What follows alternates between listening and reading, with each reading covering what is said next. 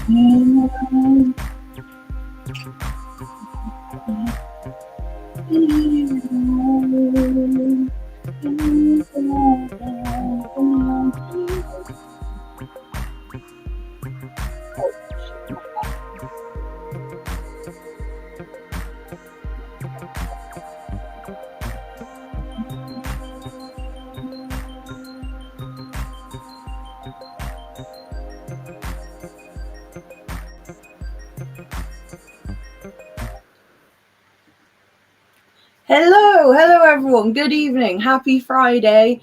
Thank you for joining me tonight, and thank you so much for 700 subscribers. That's massive. I'm so grateful. And thank you so much, you guys who've been here from the beginning for the first few months of my channel. I'm just super grateful. As I always say, art is my main thing, like the art you can see behind me. But I'm just obsessed with chatting about football, normally Arsenal.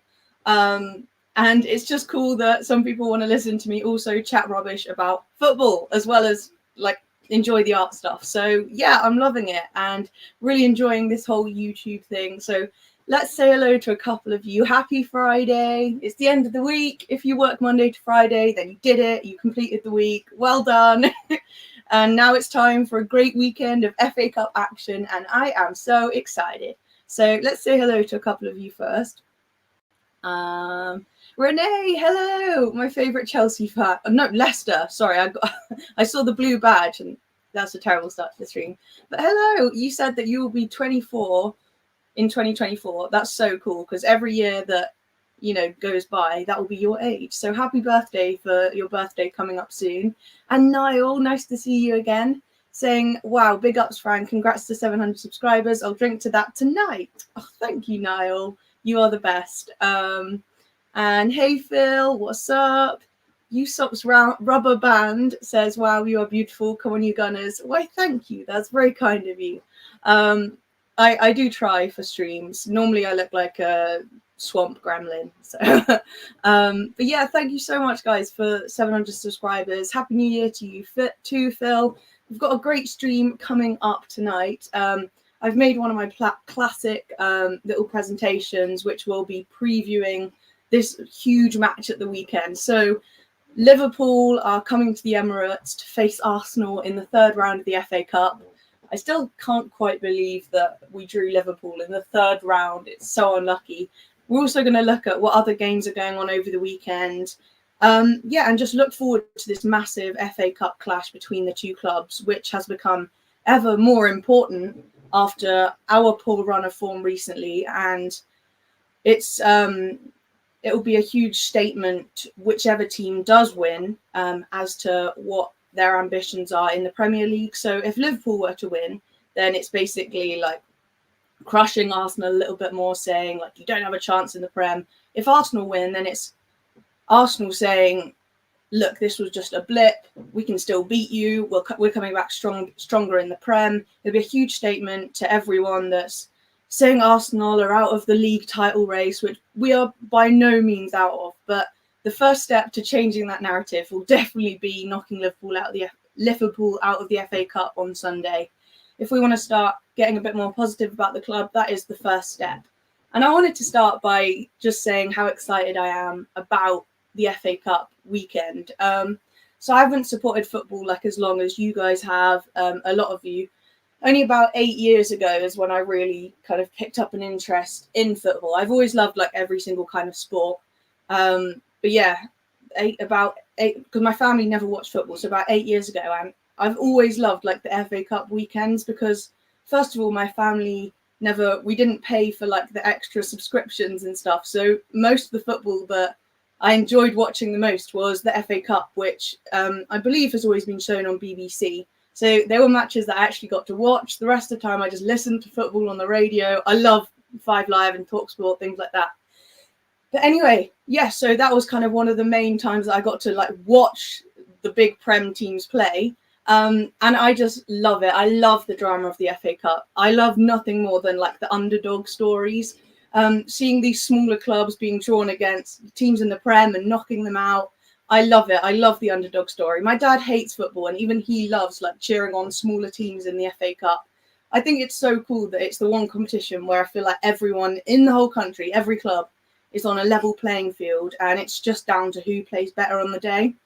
So for us in the Prem, sometimes I know some people are like, oh, it's just the FA Cup.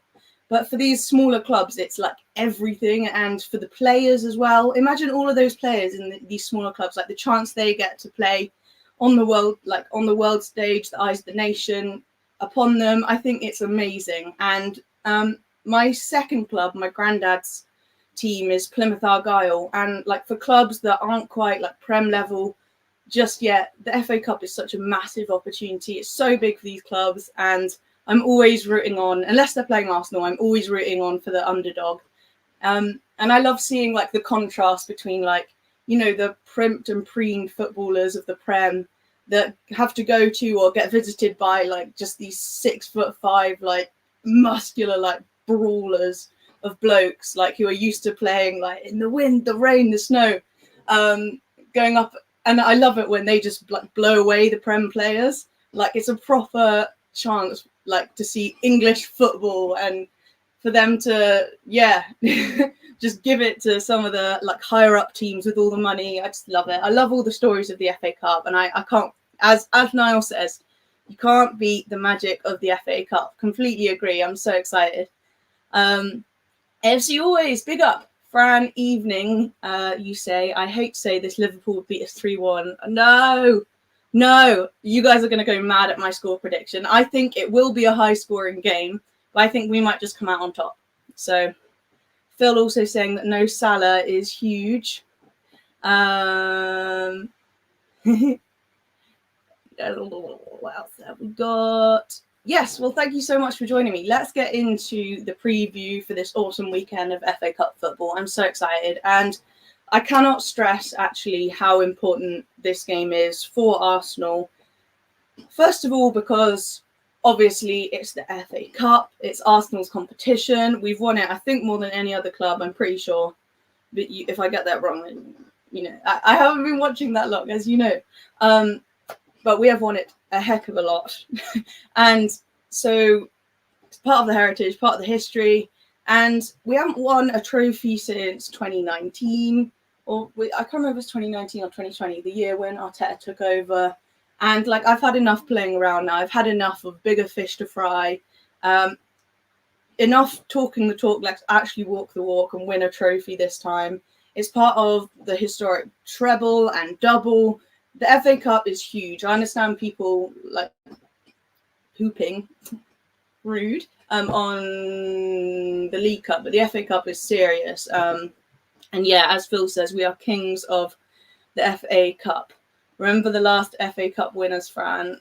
Was it you guys?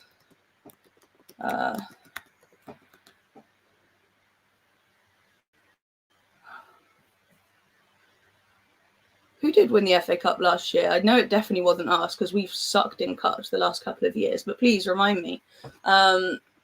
So, yeah. Gemma, hey, what's up? A new name in the chat. Hello. Can I draw Thierry Henry? Yes, actually, I just finished drawing Birdcamp, but what I'm going to do kind of in the near future is a range of like portraits of our legends and then putting them on the shirts. As you can see, though, I did draw like a mini version of Thierry up there in that big painting. Took me about 100 hours to do the whole thing, and I'll show it to you another time. But Thierry is up at the top there. But I do want to draw like a closer portrait of the King Thierry Henry soon. I would love that, and I'm looking forward to. Thank you so much for asking, by the way. Yeah, I'm looking forward to combining like the football chat with kind of live streams where we're like drawing and chatting at the same time, or like pre-recorded videos of like time lapses of the art and stuff. Just football and art, those are my things. So thank you so much for asking about it. Phil says there are no guarantees to win a trophy. Yeah, but I agree, but the best clubs do need to keep consistently winning them, or your kind of status as one of the larger clubs like does begin to fade. Like, we need to keep winning trophies. Hey, Guns and Yellow Ribbons, Fergus is here saying Happy New Year, Fran. Hope we give Liverpool a game on Sunday and get back to winning ways. But to be honest, I feel it may be a draw. It may well be a draw. You're right. But I really don't want it to be a draw, because then, well, we have to replay it, which I just don't think the players need that. I don't personally mind, because it's more football, like another game versus Liverpool, fantastic. But the players don't need it. We need this 2 or couple of weeks out for them to like reset, Arteta to reset, get a bit of rest, like get over a few potential knocks and things like that the players have been playing with. So yeah, it would be very good if we were either to win or lose and not draw, so the players can get a real winter break. That's my take anyway. So let's get into the preview. So as I said, thank you so much for joining me tonight, guys. Thank you so much, Fergus. If you guys haven't subscribe to Guns and Yellow Ribbons, one of the greatest and longest running, I believe, Arsenal podcasts out there, then you must. You've been living under a rock. Niall says, any other paintings in the pipeline, Fran? Declan Rice. Oh, that's very tempting. Very tempting. Yeah, definitely. I'm looking to do a couple of paintings over the winter break. I'm really looking forward to it. I've got to do a commission of someone's car, but then perhaps Rice, maybe Thierry. I've got this really cool idea for a Saka painting as well, so I'll tell you a bit more about that at the end. I thought you drew Jamie Vardy. I haven't drawn it yet. I would tell you when I drew him. But it takes me a while to get around to doing all these different drawings with my work and stuff. So I will still keep reminding me though, Renee. Keep reminding me though. I love Vardy. Anthony saying, I was on a show last night, Fran. We were chatting about your artwork and saying how good it was. Ah, thank you so much. Thank you so much. I really appreciate that. It's my real passion and what I want to do full time basically. So I want to be a full time football artist. But anyway, let's get into the preview. We can talk about art another time. I don't want to bore you guys away with it, but yeah, that is what I truly love to do. So fingers crossed I can do it full time. But anyway, in this stream we will be talking about how important is the fixture, and I've kind of gone over that a bit already, but to cut a long story short, for me, very important. I think it would set us back on the right kind of trajectory if we were to win it, but would continue this massive crisis mode and arguments within the fan base and doomsday prophesizing if we were to lose it. Yeah, it would be very bad if we were to lose, and I can't begin to imagine the meltdowns that there will be, probably from yours truly as well. I can't guarantee that I would stay calm. So however, it would be such a great thing if we were to win. I think, as I was saying, it would just course correct, really. We get back to feeling positive about the club. The boys need it so badly as well. I so badly want this team to go and defeat Liverpool on Sunday. Maybe put to bed some of the doubts they may have in their own heads, maybe the feelings of deja vu about crumbling last year. Put that all to bed and just go, yep, we're back on track. That was just a blip. We need to prove that that was just a blip, and that the second half of the season we're going to be even stronger. So really important, and I want it so badly for the boys that we go out and just get a win. I don't care if the performance isn't amazing, if it's not champagne football, just come away with the win, knock Liverpool out the FA Cup, and remind them why it's our competition. That's what I want so badly. So we're also going to talk about head-to-head results against Liverpool in the FA Cup, and also our head-to-head results with them since Mikel has become manager, which is quite interesting reading. we're going to talk about our recent kind of history in the FA Cup. Actually, I put that in the coming up, but I don't think I made a slide about it. We'll just see. We'll see. Team news. And I'm going to do a first time reading a bit of Mikel's press conference. So get ready for that. It's going to be thrilling, I'm sure. Starting 11s. You guys, you got to prepare me your starting 11s. I'm going to tell you what I would play. And then I think we'll predict what we think we're going to see on Sunday. And then finally do some score predictions before looking at a couple of the fixtures coming up this weekend. Kind of other fixtures to look out for. I'm so excited for all this football. And unfortunately, though, I'm out and about like all of tomorrow afternoon. Charles, if you're watching this, why do you have to have your birthday tomorrow? But yeah. Gemma says, maybe you should do a collaboration with Arsenal Store and Adidas. I'm sure loads of people would love to buy it. That is such a good idea, Gemma. Yeah, it takes me about 25 hours to each drawing, so not like hugely long. So yeah, we'll talk about that. But basically, it's really, unless you're like in the know, it's really, really hard to get in touch with anyone at Arsenal because they're only allowed to give you like the info email. So I've been trying to email them for the last like 2 years and just haven't heard back because all I have is the like direct email address for like their info line. When I call up, that's the only one they're allowed to give out. So if anyone knows a better email address, that would be great. Because I did actually take some of my merch into the Armoury and the shop coordinator said that he would love to sell it in the shop, but then like he can only give me the info email. So if anyone knows like actually how to get in touch with the people at the store, that would be great. I know they're displaying Del Llewellyn's work at the moment and it's so cool. It gives me hope that like football clubs actually are into artwork and that kind of stuff. So hopefully one day, but don't digress me on the whole trying to get in touch with Arsenal thing. It's really difficult.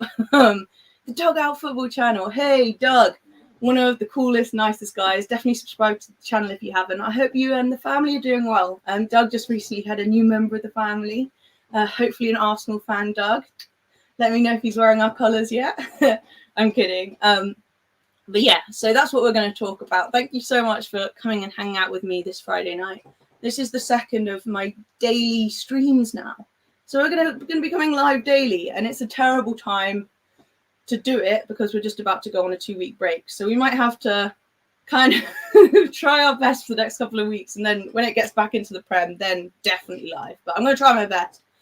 We'll talk about that later, though. So anyway, yes, we've just done our little chat catch-up time. Thank you so much again. Please do remember to hit the like button and subscribe. In fact, let me do another. I've worked out how to do polls finally. So, oh my gosh, there's me again. First of all, 17 votes. You guys have voted. Oh my gosh. So I asked in the last poll, do you think Arsenal will win on Sunday? 35% of you have said yes. 53% said no. Wow, guys, the confidence is really down. And then 12% of you said that there would be a draw.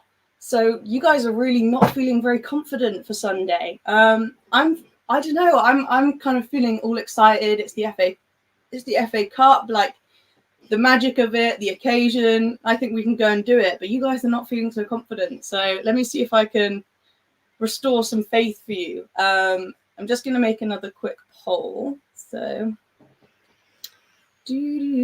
Wow, it says you can start a Q&A. Okay, for now we will do a poll. One sec.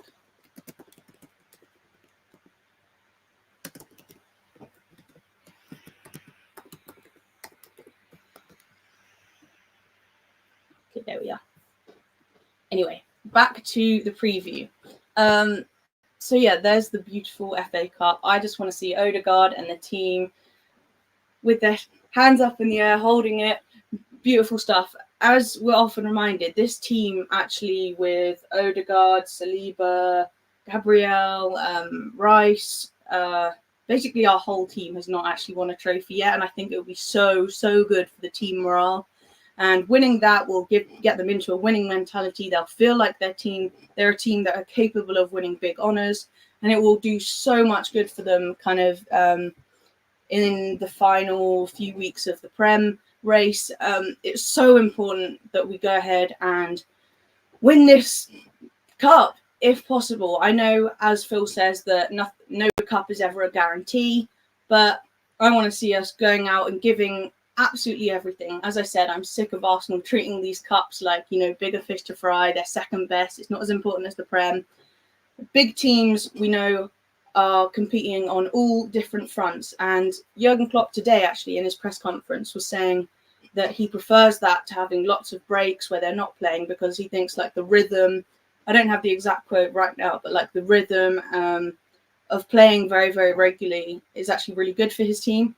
So yeah, we want to be competing on all fronts, and it's about time that we win a cup, win a trophy. The Community Shield does not count, so the FA Cup, let's remind them who we are and really go for it on Sunday. So let's talk about this particular match. So the form of our opponents, Liverpool. Again, I think it's so unlucky that we're facing Liverpool in the third round, but if we can knock out a giant early, then that's fine by me. So their last 5 fixtures I think these are all, oh no, and there's a Carabao Cup in there. So their last 5 games, they had a thriller of a game against Newcastle United. They played really well. And it was a 4-2 win. Was that the one? There was like some dodgy VAR stuff. I can't remember. But either way, I thought Newcastle were putting up a fight, but then Liverpool just kind of ran ragged over them. Is that a phrase that makes sense? And yeah, it was a goal fest, 4-2 win for Liverpool. Before that, 2-0 win over Burnley. Before that, it was a 1-1 draw with Liverpool, which, the last time we played them, only a couple of matches ago. And I managed to get a quick review out to you guys, but basically I thought that a draw was quite a fair result for the amount of chances we had, the amount of chances they had, the kind of balance of the game. I thought, it was kind of a fair reflection of the game. But again, we didn't really take our chances, but that's the last time we played them. Hopefully this time we can do one better, actually put a few goals in the back of the net. That would be great. Come on, guys. Before that, they beat West Ham in the Carabao Cup 5-1. Again, like they're flying. Their form is so good. They're just scoring goals left, right, and centre. But as we will talk about, Salah, their main goal scorer, obviously will not be there this Sunday. And they've got a couple of other key injuries as well. So that might help us a little bit. Not that we need it. We should be able to beat them full strength if we want to be able to win the league title. But I'll take any little advantages we can get, as always. And then before that, the horrible 0-0 draw against Manchester United. I was so excited for that match, and just I think I fell asleep like 3/4 of the way through. It was so boring. So can you draw Jamie Vardy on my birthday, says Rene. Maybe it takes quite a few days to do these drawings. What I can promise though is that I will add him to the list, and we will do him at some point. It takes me like a long time to plan and do them, but I keep reminding me, and I'll draw Vardy. Watching you on the PS5, big flex. Who will win the Prem this season, Fran? I want to say Arsenal, but our odds have actually gone down so much since the last 2 defeats. I was looking at a graph on Opta Stats, and Liverpool and City's like odds, they're on this line graph and have just stayed pretty level. And since our last 2 games, ours have just gone whoop, and we're on about the same odds as Aston Villa to win the Prem. Those 2 defeats, like the timing of it and everything, they were just so crushing. But it's not too late. It's not, it's not gone too far. We can still win the Prem. And I think the players will certainly be desperate to, as well as Mikel. It's just whether they have like the luck in terms of injuries, the balls, like the quality, the confidence to go ahead and do it, and the consistency. So yeah, Bernie, hello. Said evening, Fran, and to you all in the chat. Congrats on 700 subs. Thank you. Won't take you long to get to 1K. Oh, I hope not. And at 1K, I want to do a really big giveaway too, because that's like the important number. Because then, you can like do super chats and things like that. I think, and you're like a proper big time channel then. So once I get to 1K, road to 1K. If you haven't subscribed, please do. That would make my evening. then yeah, we'll do a big giveaway then. Thank you so much, Gemma. Wow, what a great community. Thank you so much, Gemma. Yeah, I can speak about that a little bit more at the end, but I've had such a hassle trying to get in touch with anyone, so thank you so much. I'll check my Instagram. And public announcement, I'm so bad. Like, a few of the guys in the chat will tell you, actually like checking my social media and getting back to messages and stuff. I find it all so overwhelming and so anxiety inducing that I just kind of block myself off from it and just go on YouTube and don't check like any of my messages. It's a major personality flaw, but I'm working on it. And if you just, give it some time and I'll get back to you, I promise. But thank you so much, Gemma. I'll check that out later if I don't forget. Instagram. But yeah, cool. Thank you so much, guys.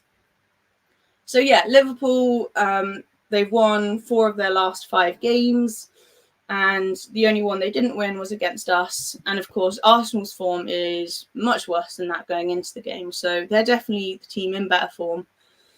I won't dwell on this screen too much, but we obviously lost 2-1 to Fulham. Horrific performance. Had so many touches in West Ham's box, but didn't manage to get a goal out of it.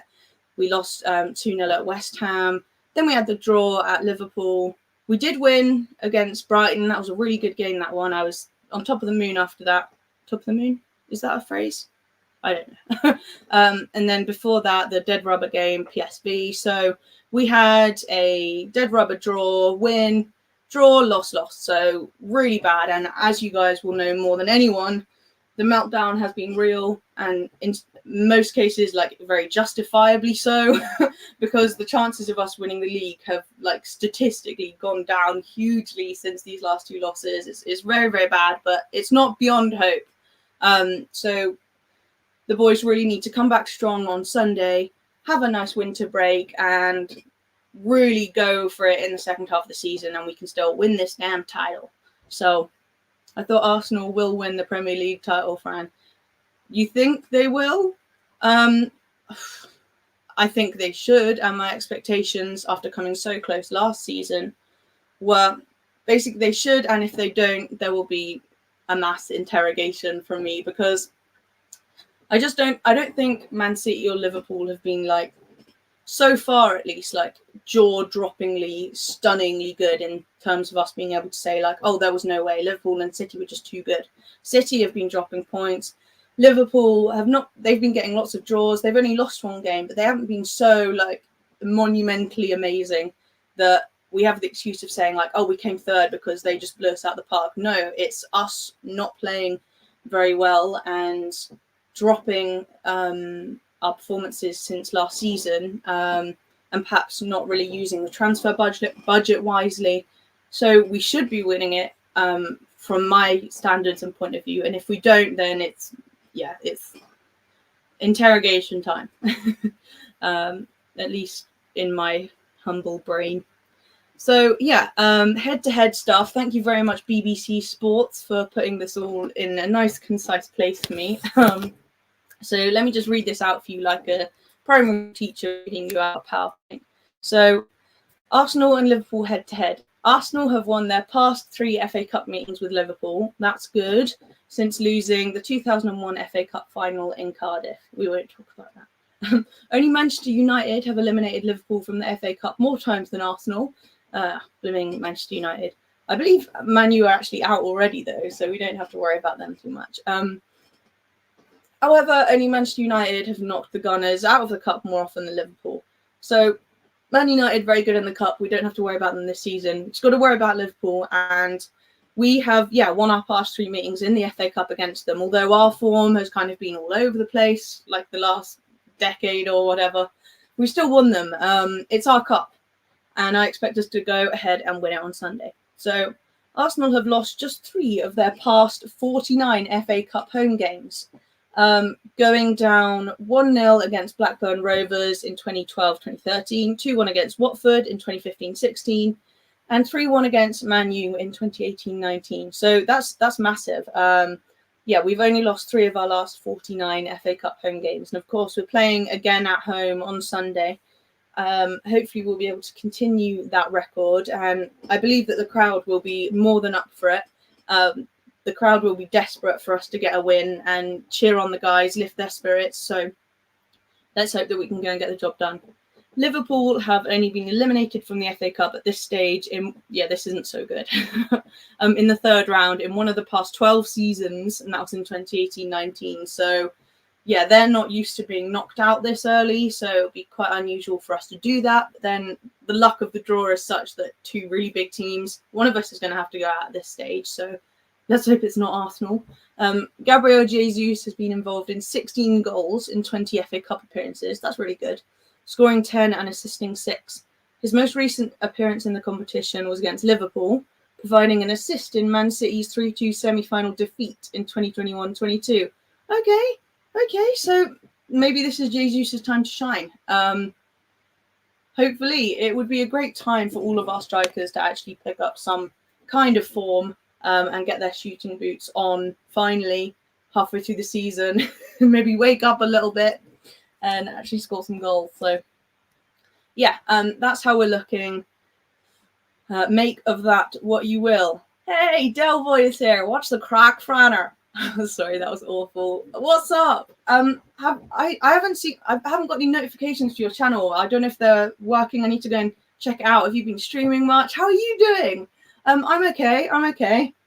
Yeah, New Year's are always a bit stressful, I think. You're meant to be like super gassed, but I tend to get kind of overwhelmed and like, oh, I've got so much stuff to do. But yeah, otherwise, really good. Enjoying YouTube. Yeah, apart from Arsenal, but hopefully our fortunes will turn on Sunday. Let me know how you're feeling about Sunday. How do you think it's going to go, Delboy? And if you guys haven't subscribed to my friend Delboy, then you must. He does the best like post-match Arsenal like real talk rants, and I just love it. I love it. So yeah, you must subscribe to him. He's great. So recent results, just head-to-head against Liverpool for Arsenal since Arteta took the reins in December 2019, I think it was. It's kind of a mixed bag, really. So we've got win, loss, win, loss. Oh, yeah. So between 2021 and 2022, we like just lost and drew. And then more recently, we've had a win and then a couple of draws. And you can see at the top, like, fun bit of head-to-head record, like, since the beginnings of Premier League records began.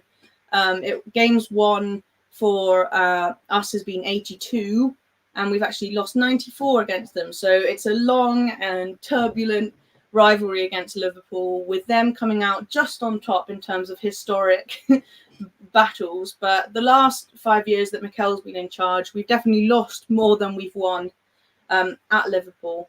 But this is, in the Premier League, League Cup, just head-to-head meetings. But hopefully we can put another little green W on our list by Sunday. I think it's so crucial that we go ahead and get the win on Sunday. And we're going to talk a little bit more about how I think we can go and do that. Get your starting 11s ready. We're going to go through.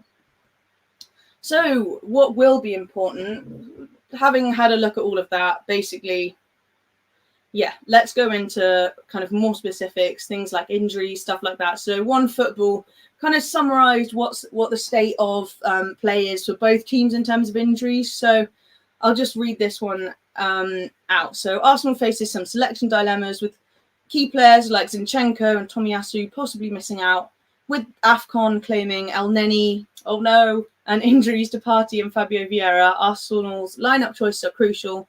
The recent form dip of some players further complicates his decision-making. And yeah, we'll get to the starting 11 because I actually found it really difficult to fully fill our team with 100% fit players, because we know that some players have been running with injuries and stuff. So that's basically kind of what we already know. But in terms of Liverpool, they are navigating through their own challenges, missing Mohamed Salah and Wataru Endo, while Dominic Szoboszlai. Did you guys see the interview with Pep where he just totally butchered Szoboszlai's name? So Pep was talking about him and he just went Dominic Schlalabaj or something. And yeah, it's like a meme at this point. But yeah, Pep's so it's funny. Young Owen Beck might see action after returning from his loan at Dundee. Yes, they've got a huge shortage at left back, I believe it is. Left full back, so they might be bringing back one of their loanee players. who's like 18 or something like that. So they've got injury problems of their own. But then more recently, Charles Watts shared this, basically confirming from Klopp that Schlalabaj will miss Sunday's FA Cup third round tie at Arsenal. And he's one of their most like key players, has come in and started so well for them. He plays in their midfield. Klopp said it's an injury, muscle, hamstring. Dom is very positive, doesn't have a lot of pain. So no chance, obviously, for Sunday. So in terms of Arsenal news, that's actually very positive because he's such a key part of their team. And of course, Mo Salah won't be there. But then we do have injury troubles of our own, and we won't be able to put out our ideal starting 11. But we will get into the starting 11 stuff. Del Boy says, yeah, I'm back streaming. Must get you on soon. Okay, I'll check out your most recent ones. Hopefully, I don't know why they're not coming up like in my thing. I'll go and search it out and catch up. But yeah. Oh, yeah, that'll be fun. That'll be fun. Oh, my laptop's about to die. Let me just plug that in. Why does this always happen? Answer is because I stream without it plugged in, obviously. But the Mr. Arsenal podcast is also here in the building. Hello. Everyone subscribe to the Mr. Arsenal podcast if you haven't. Salvatore, hello. You just come in with the laughing face. Respect to you, my guy. Ravi, what's up? Saying, Liverpool, we need all our attackers to turn up and not have a slow build-up in the game. Yeah, I've got a section later on where we're just going to talk about tactics, but you've basically nailed it. And I just want to see us, like, fully go for it. This isn't playing Man City where we need to play with so much caution. We can really exploit Liverpool's defences, especially if they've got weaker kind of fullbacks playing the left. If they've got an inexperienced left back, then Saka can just go crazy. I want to see us like attack and with pace, get a couple of goals in an ideal world, and then just kind of chill out, park the bus a little bit. We can do it. We can do it. I just don't want to see this death by 1,000 passes thing again. I want a fresh, like rejuvenated attack, playing with speed, with power. You've nailed it, basically. Salvatore saying, hi, the way you pronounce Schloberschlei. I'll probably pronounce it completely wrong. But yeah, and then I was taking the mickey out of the way Pep said it. It's just, the less I say Dominic's name, the better. Okay, we'll just move on. Either way, he's not playing. I won't have to say his name. But thank you for joining me. I like your profile pic, by the way. I'm making my way through all of Clone Wars for the first time and like loving that. It's so good. Obviously, like massive fan of Star Wars, but I'd never seen like the Clone Wars before. So when I finish, I'm probably going to go and keep watching a few more episodes of that. So yeah, anyway, Star Wars. Hey, another new name in the chat saying, Sobo will be a big miss for us along with Mo. Ah, you're a Liverpool fan. I see you. It's looking like another mental 2-2 like last year. I think it will be a goal fest, I don't think you're wrong in that front. I just hope it's a goal fest that ends in Arsenal's favour. Yeah, I think it's weird to think like who needs it more. I think in terms of current form, we absolutely need it more. But I was watching Turkish and Grizz's box-to-box preview on AFTV earlier. And Grizz was kind of saying that Liverpool fans hadn't expected to come in and be challenging for the league title already. And their kind of expectations were definitely like a trophy. For example, the FA Cup and then top four. So at the beginning of the season, this would mean a lot more for Liverpool. But now I'm thinking because of the way Arsenal are situated right now, we need it a lot more than you. But then, I don't know. It's such an exciting matchup. And again, another chance to prove like which team is better, considering that we're both going for the title. But yeah, thank you. Welcome to the channel. Thank you very much. All fans are welcome here, especially opposition fans. I like hearing like your points of view because you guys know so much more about like the Liverpool team than me. I don't know very much. I just know that Dominic, I'm not saying his second name, is like part of the midfield, basically. I kind of know where everyone plays, but not the intricacies at all. However, I do really like Jurgen Klopp. I probably shouldn't say that, but I think he's hilarious. Yeah, I love him. Gosh, everyone's here. E. Ross is here as well, my favourite, saying, big up, Fran. Hope everyone is well today. I'm well. It's Friday. I had leftover Dominoes. It's all good. It's Friday. I love Friday. Lol, Fran, just call him Mac 10. I don't get that joke. I'm sorry. Salvatore, I hope I'm saying it right, saying we need every help we can get. I'm hearing Liverpool fans saying they'll field their second team, but I doubt that. We've had updates from Jurgen Klopp himself, and I'm getting on to that next, but it looks like they'll be playing a pretty full-strength team. Darren, welcome to the chat. I just love how you never mince your words. Well, sack useless Mikel Arteta. We don't have a proper goalie. We are getting hammered. Oh, man. Welcome to the chat, Darren. All opinions are respected here. We don't have a prayer. I kind of rate Raya. I think he's pretty good, similar sort of level to Ramsdale. That's a whole mess within itself, but I don't think we're getting hammered. They don't have Mo Salah. We've got our defence, and we've got Declan Rice, who's like 3 players in himself. I think it's going to be a bit of a goal fest, but a really exciting game. I'll be so upset if it's a 0-0 or something like that. But yeah, welcome. Once saying cheers. I think I subbed for your art a while back. I didn't know you did live streams. Yeah, I do. It's an unfortunate thing that I've developed. So I love doing the art, but then I also can't stop just like going on about football. So I thought I might as well combine the art and chatting about football. And then like, if people don't like the football chat, then just like hang on for the art videos, because I still do that. And then if people don't really care about art, then you can just come and listen to me chat about football. So kind of best of both worlds. And over the winter break, I will be drawing a couple more players. I'm so excited about that. So please hang on if art is your thing. We're going to be doing more of that. But between that, I do waffle about football too. So welcome. I hope you enjoy the waffle. Eros, love pizza. Off topic, what are your favourite toppings? Have to ask.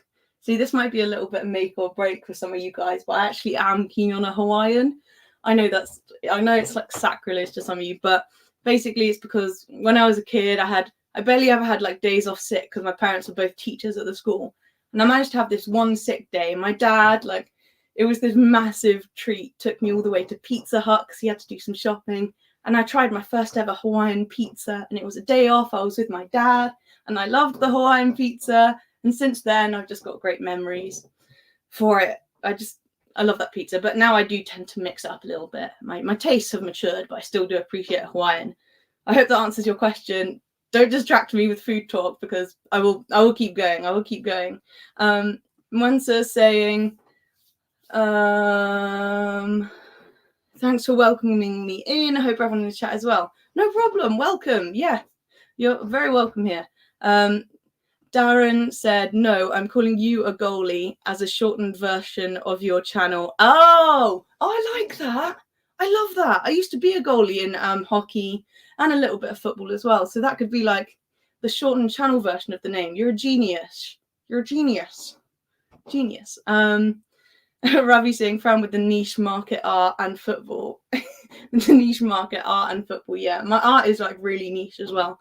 So my sister was trying to explain to this new guy that she's seeing like what I do, and she just had to start it with like, okay, it's niche, like it's so niche, and she was like, yeah, she draws like professional footballers, but only Arsenal ones at the moment, and then talks about Arsenal too. And the guy was like, right, like, does she draw anything else? And Lottie was like, no. So yeah, it is niche, but I like that. I like that. So yeah, anyway, enough pineapple and pizza talk and art talk for now, but over the winter break, there will be art content. I'm so excited. I'm thinking of live streaming, like while I'm drawing a player and just like talking rubbish. We can do like a random Q&A, talk football, talk any other sports that are going on. I also love like every sport. So if there's any other things going on, like cycling or tennis, we could watch a bit of that. I don't know. I'm addicted to live sport. I love it. Arsenal Manic, hello, saying evening. Good evening to you. Happy Friday. I hope you're having a good evening. Thank you guys. Thank you for the art praise. Anyway, I'm going to get all distracted. So yeah, lots of art streams coming up. Yeah, Klopp press conference highlights. As we were saying, it's been kind of up in the air as to whether Klopp would be playing a full strength team or not, or heavily rotating. I've heard various opinions, people thinking that he'd be heavily rotating, and that was kind of the agreed consensus, because in a few days Liverpool go on to play in the League Cup, I think it's Fulham, and I think it's like the semi-final or something like that. It's a really big match for them. So people were thinking that maybe he was going to rotate in this match, but Klopp has come out, and let me tell you, it was actually very refreshing. Liverpool fans, you don't realise how lucky you are, but it was very refreshing to have a manager actually answering questions and giving information. We're going to go through Mikel's press conference, but if you are a Liverpool fan in the chat, then you will notice that Mikel says a lot while saying absolutely nothing. And if he does say something that is normally a lie, so I don't know why we bother, to be honest. He just keeps his cards very close to the chest. And it was very refreshing reading this from Klopp. So you guys, it's a breath of fresh air. He actually gives us information. And I like the face that they had with it at the bottom. I just think Klopp's just hilarious. He's like a mad uncle or something, but obviously such a good manager. So Klopp press conference, he was asked whether he thinks he would be playing a full-strength team against Arsenal on Sunday, given that in a couple more days' time they've got a semi-final. And he said, but actually, I'm not sure if Arsenal is now a game to rotate. I sit here, I don't know 100% if we have the opportunity to do so, to be honest, whatever it means. It's not that we have the biggest squad available. We have players available and we can line a team up, 100% a good team. And I think that's what we will do. If that looks then afterwards like rotation, I don't know yet. Basically, he's saying he wants to field the best team possible. We have 6 days between the games, 1st and 7th. That's long and there's no need for rotation. Oh, I thought they had another game in a couple of days, but maybe he's talking about the Prem or something. Yeah, then he says, you can say, okay, that's this one. You can say, okay, 3 days later we have another game. Yes, that's true, but we can think about that game when the other game is over. No. What we do usually. And both have the same importance. There is nothing in between. We want to win these games. We want to go to the Carabao Cup final, but we also want to go to the next round of the FA Cup. But it's probably the most tricky draw you can get, and it will be a tough one. The game here was a good one, and let's hope we can show a good performance there as well. And that face from him at the bottom says everything. Klopp is not coming to play. He started that by saying, I'm not sure if Arsenal is now a game to rotate. So basically putting to bed the rumours that they'd be playing a weakened squad. It looks like he's going to play the strongest game possible. I mean, the strongest team possible. And, you know, I'd expect nothing less. The FA Cup matters. It's a huge game. He will also want to, like, make a statement to the rest of the league and to Arsenal to show that, yeah, like, we are better than these guys. Sit down, Arsenal. Like, the big boys are here.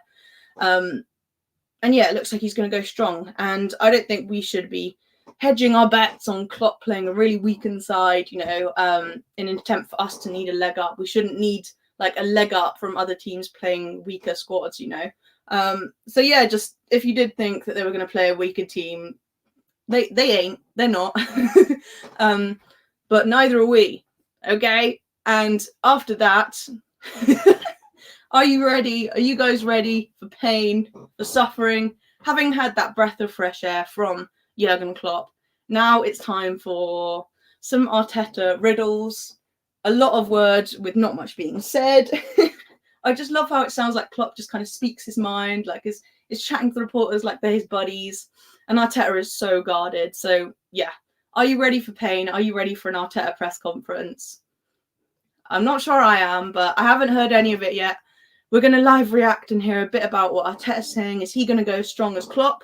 Have we got any updates on injury news apart from what I was reading earlier? How's Arteta feeling about the January transfer window? If you are a Liverpool fan, you might not be so interested in this bit, but it might make you laugh as to how ridiculous our press conferences are because they're so boring. Mikel the philosopher. Oh man, even the rival fans are saying it. So the thing with Kloppo, I love that name, is that he puts out the weakest team to beat the opposition. I love that man so much. That's so embarrassing if he puts out like the weakest team possible. He's just so good. I hate that he's so good. He knows, like, with him it's like alchemy. He knows exactly like the strength of team normally that he needs to put out. And as you say, like he'll play just enough to beat the opposition and rest the players that he can. He's such a good manager, and I so desperately want to wipe that smile off his face on Sunday.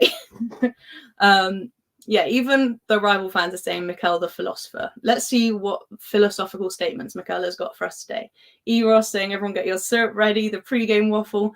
I think Curtis has copyrighted like calling it waffle and the syrup. I don't want to tread on Curtis's copyright, you know.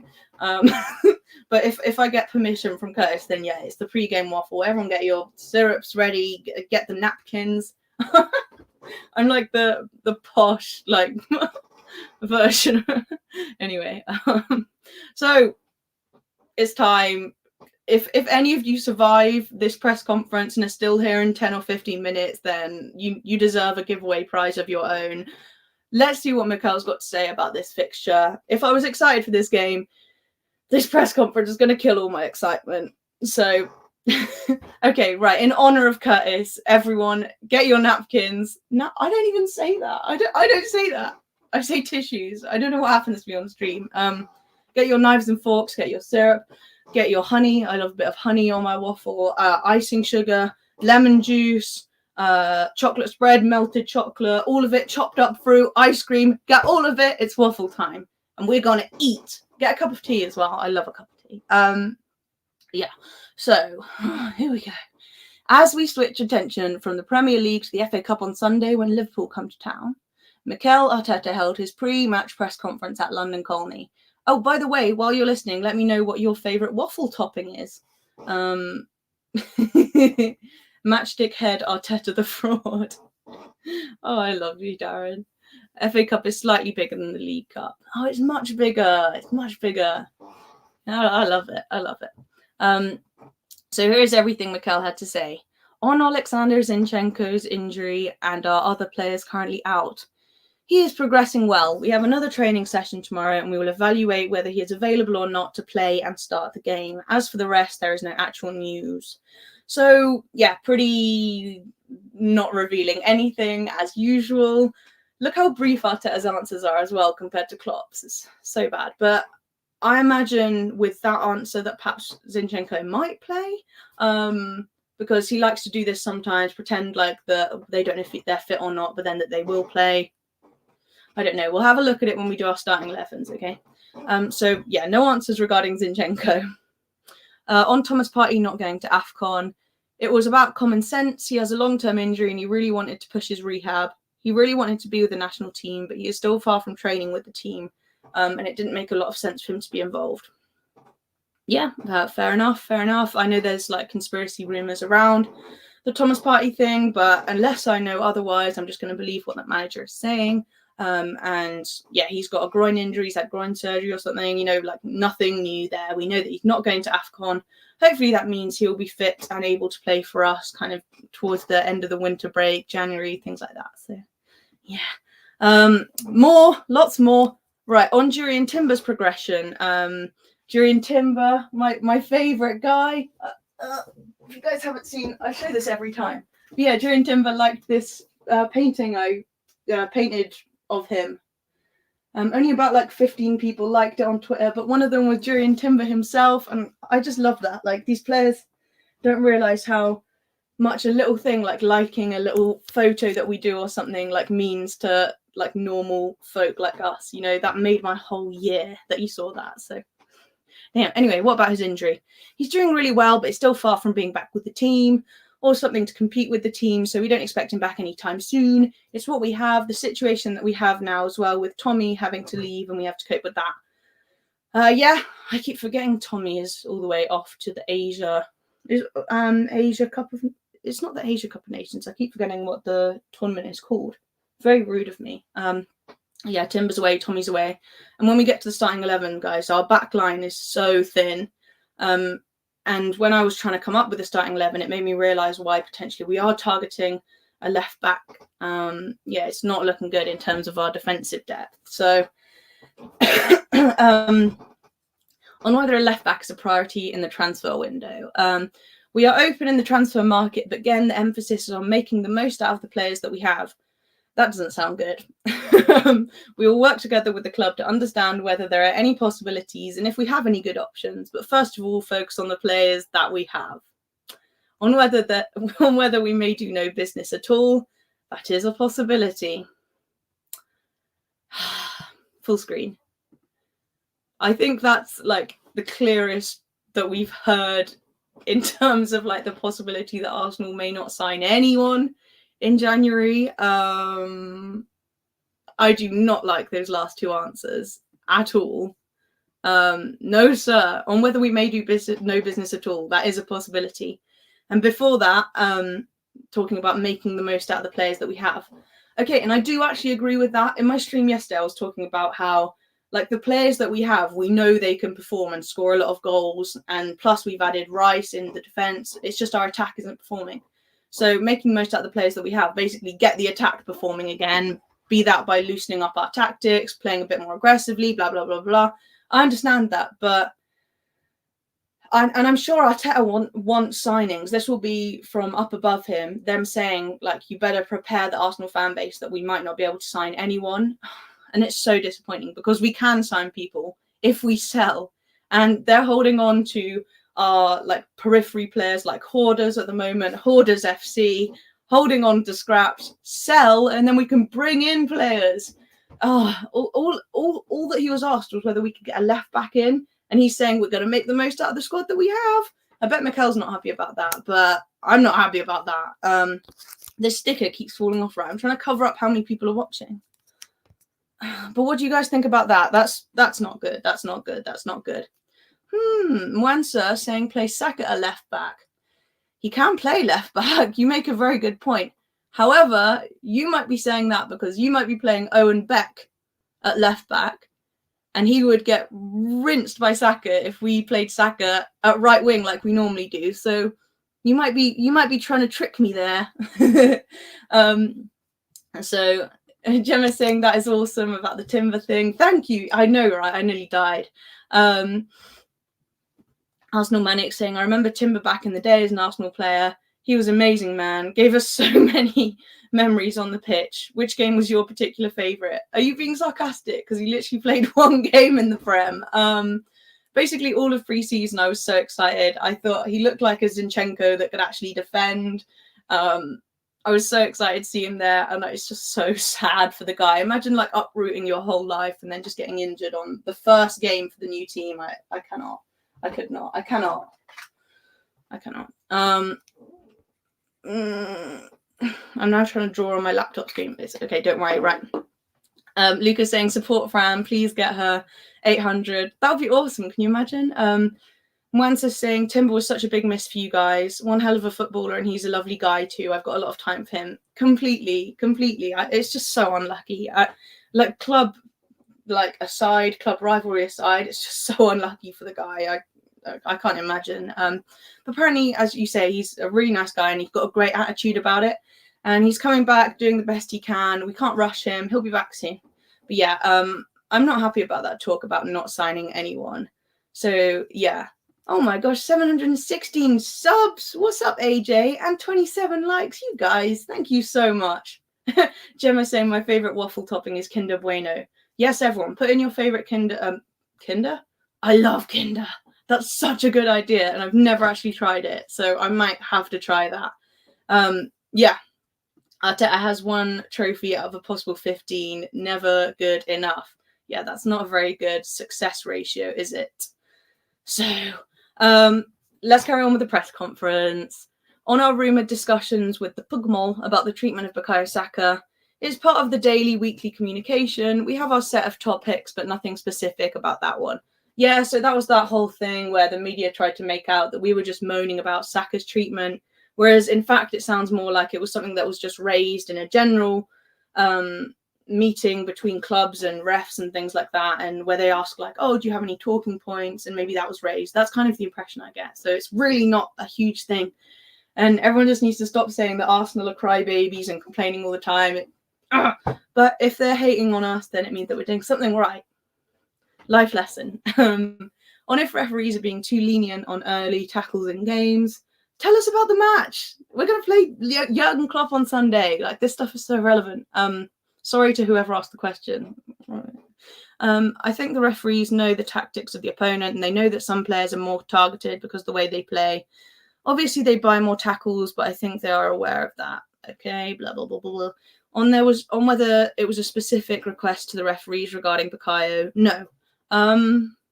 Okay, so was it brought up? It must have been brought up, but it wasn't like a specific letter about Bukayo Saka's treatment, which then everyone has jumped upon, saying Arsenal are just complaining again. As Phil says, people hate us because we are back. That's right, Phil. You tell them. Right. Only a few more pages to go, guys. So on the commentary and Arsenal being criticised because of that Bukayo Saka thing, I think that's been going on for 2 years now. We have wingers that provoke a lot of fouls and a lot of attention. That's something normal. Yep. Saying just kind of what the question said anyway. But on whether he has a feeling for winning the FA Cup after lifting it as a player and a manager. Okay, finally, we're talking about the game. Okay, let's see what he's got to say. A real feeling. It was a great experience to win the first title in the way we did. And there's a big history between this competition and our club. We have a big opportunity to start again and make a beautiful journey. Mikel and the beautiful journeys. Philosopher Mikel. It's kind of charming when he uses, like, I don't know, like the beautiful journey thing, but it's just not fighting talk. I never hear him saying, like, we want to come out and win this competition. It was Mo Salah a few days ago that said, like, yeah, we're desperate to win the league. Like, we want to go ahead and win it. We never hear that from Mikel. And I know it's probably so that the players don't feel so much pressure and stuff, but maybe that's what they need. Maybe they need the manager to come out and say, like, we screwed up last season. We want to win it this season.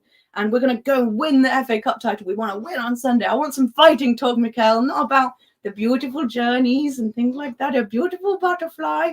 That's a Bug's Life reference, if anyone knows, but we have a big opportunity to start again and make a beautiful journey. No, Mikel, just say, like, we want to win it. It's probably, like, to protect him later down the line so that if we don't win it, people don't come back at him and say, like, oh, well, like, you look stupid now, don't you? But who cares? Like, I'd rather you go out, 100% and say you want to win it. Anyway, on both teams missing players due to AFCON and Asian Cup. Okay, is it just Asian Cup? Is that what it's called? Maybe. Both teams are missing very important players, and we knew that. We have to adapt to that and still perform and win matches. That was a bit of a non-answer. Yeah. Rival fan saying, we need to pray for Arteta. He can't do press conferences. Send your prayers, everyone. Send your prayers. He absolutely hates the press conferences. Like, there's no point in doing them. I think if he could just cancel them and not do them at all, he wouldn't. He hates it. He says as little as possible. I think it's his game to, like, say as much as he can while saying absolutely nothing. He's like the Michael Elise. Actually, no, he's more emotional than Michael Elise. Perhaps like actually, there's no equivalent, really. Maybe the Ben White. He has similar press conference vibes to Ben White. Just, like, disdain for the people asking the questions. On the importance of the No More Red campaign, to be fair, great campaign. So I think it's a great initiative from the club. I think giving support and creating a safer environment with the power and the capacity that we have to help people and transform certain areas of London. It's a campaign that started 3 years ago and has helped a lot of people and already brought a lot of attention. So if we can make the streets safer around our city, especially for people with kids, we will sleep better. Very good answer from Mikel. I don't have a problem with that at all. And this is one of those things where I just love football and, like, the cultural impact that it can have. And to see clubs and players, their role models, wearing these No More Red shirts and standing up against, like, knife violence, things like that, even if it's only by, like, wearing a different colour shirt, like, it has an effect on, like, young people, and this stuff is important. Football is so transformative, and I would argue that, you could be doing more, like, selling the shirts, things like that. Curtis was saying, like, why don't you sell these shirts and, like, use it to really raise money for institutions that help things like knife crime, which I don't think they're actually on sale. They should do that. They're really nice shirts, and then you could make more of a tangible difference. But in terms of, like, the the message, it's amazing, and it can make a difference, So, yeah. On whether this is the ideal time to play Liverpool, it is the draw. So basically, it can't be helped. We played 2 weeks ago, and it was an incredible match, and I'm sure it'll be a really good match again. He said nothing there. Darren, he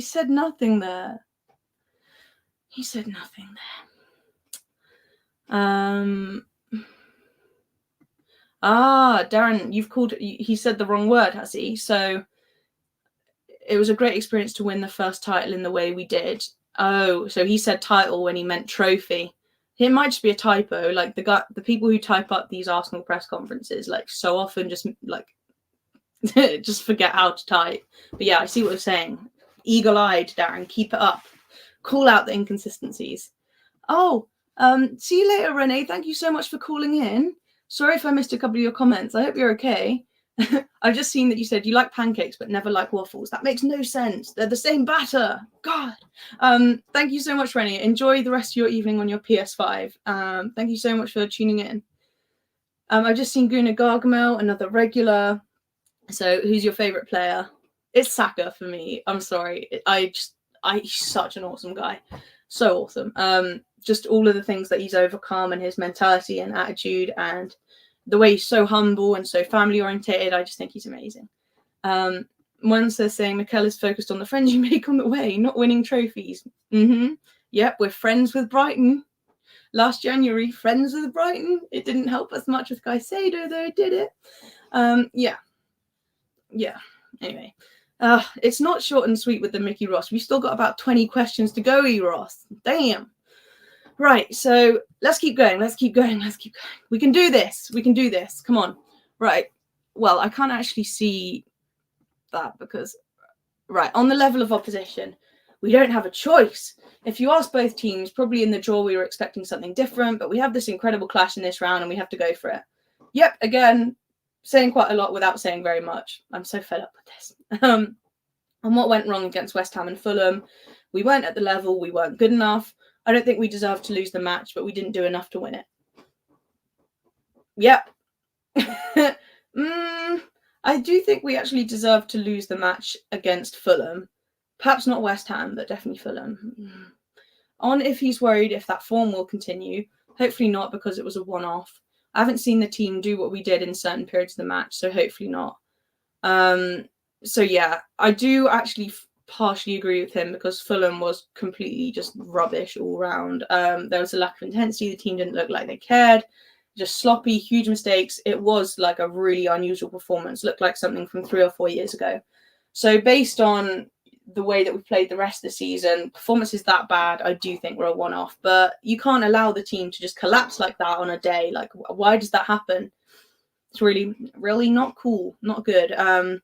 But yeah, it's as if he thinks he's holding like national secrets. So when people, it's like, oh, they're trying to find out my secrets in the press conference. No, like we just want to hear a bit more. And he just gives these like politician answers, and we don't learn anything new. So, on if it affects confidence, he could just answer saying yes, but he said a bit more than that. So let's find out what he said. It affected the momentum that we had. Until Christmas Day, we were top of the league. Very true. 6 days later, we are fourth. So you can be very tempted to look at things with a microscope or with a telescope and look a little bit further and with a little bit more perspective. What? Astronomer Mikel. My job, big time, is to look through the telescope and have perspective and analyze things in the proper way and not get affected by one performance. Not the result, one performance. Oh, that's a good one. That's a good one from Mikel. Astronomer Mikel. Yes, okay. I see what he's saying, but I just find it so funny when he like says these. I just love him. Do you remember the M25 thing? Like talking about injuries being like when he has to do a detour from traffic and the national secrets. He just it's just such nonsense. Mikel Nostradamus. Michelileo. I can't. Telescope FC, yeah. Think of some more Arsenal telescope jokes and I'm here for it. Miserable Mick. That's a good one. That's the highlight of the press conference so far. I love it. He either says nothing or he says like a whole paragraph with like this random like genius analogy that he's thought of. He goes like, oh damn, I just thought of something here, and then talks about that for a whole paragraph, like the M25 thing, like the telescope thing. He says nothing, or he says like poetry about some random rubbish, and I'm losing my mind with that. I cannot. Right. On the FA Cup, it's a great competition. As I said before, especially for the club, we've won it more times than anyone, so we expect a great game and a good run. It's either super boring or just like completely out there and like an inappropriate like metaphor. I can't. Oh, there's so much. How long have we got? Oh man. Okay, let's whiz through it. E-Ross saying, oh god, yeah, that was wild, the different traffic patterns. I think about it though, every time I drive on the M25 now, I'm like, I share this road with Mikel. It makes me feel kind of special, you know, or kind of filthy and tainted if I was Darren. Guna Gargamel saying, do you have Instagram? Yes, I do. If you search for @Golartzo, so the same as my channel name, yeah, that's got all of my art on there and stuff. So yeah, go and follow it if you can. I need to plug that a bit more, to be fair. Anyway, so Bluffs on the atmosphere at the Emirates Stadium. As we know, it's not been too good, but I'm predicting it'll be quite good on Sunday. So he says it will be our own, and we are really happy with the atmosphere that we've created at the Emirates. It's been incredibly supportive. That's cap there, because this season has been so downbeat since the club took away half of the seat allocations for the Ashburton Army, which I think is just grim anyway. I think they also told the Ashburton Army that they didn't want drums, they didn't want a raucous atmosphere being created. For you guys who don't know, the Ashburton Army were the guys wearing black that would stand behind one of the goals at the Emirates. It was like a huge, massive group of them, and they'd have drums, they'd be singing chants. They were really are people taking the mickey out of them, saying that's cringe or whatever, but they led the atmosphere that was so good last season. And Arsenal, in classic Arsenal fashion, basically, as far as I know, took away half their seat allocations, told them they can't use drums anymore, not to be so rowdy, that it's meant to be a family environment. It's so unfair. And the atmosphere, almost as a direct result this season, I think, and the fact that our playing style isn't exciting, has cut in half. It's so sad. They say that they're all about the fans and about but sometimes I just think they don't care at all. Yeah. I've got a few stories about Arsenal just completely disrespecting everyday fans and stuff. I hate that.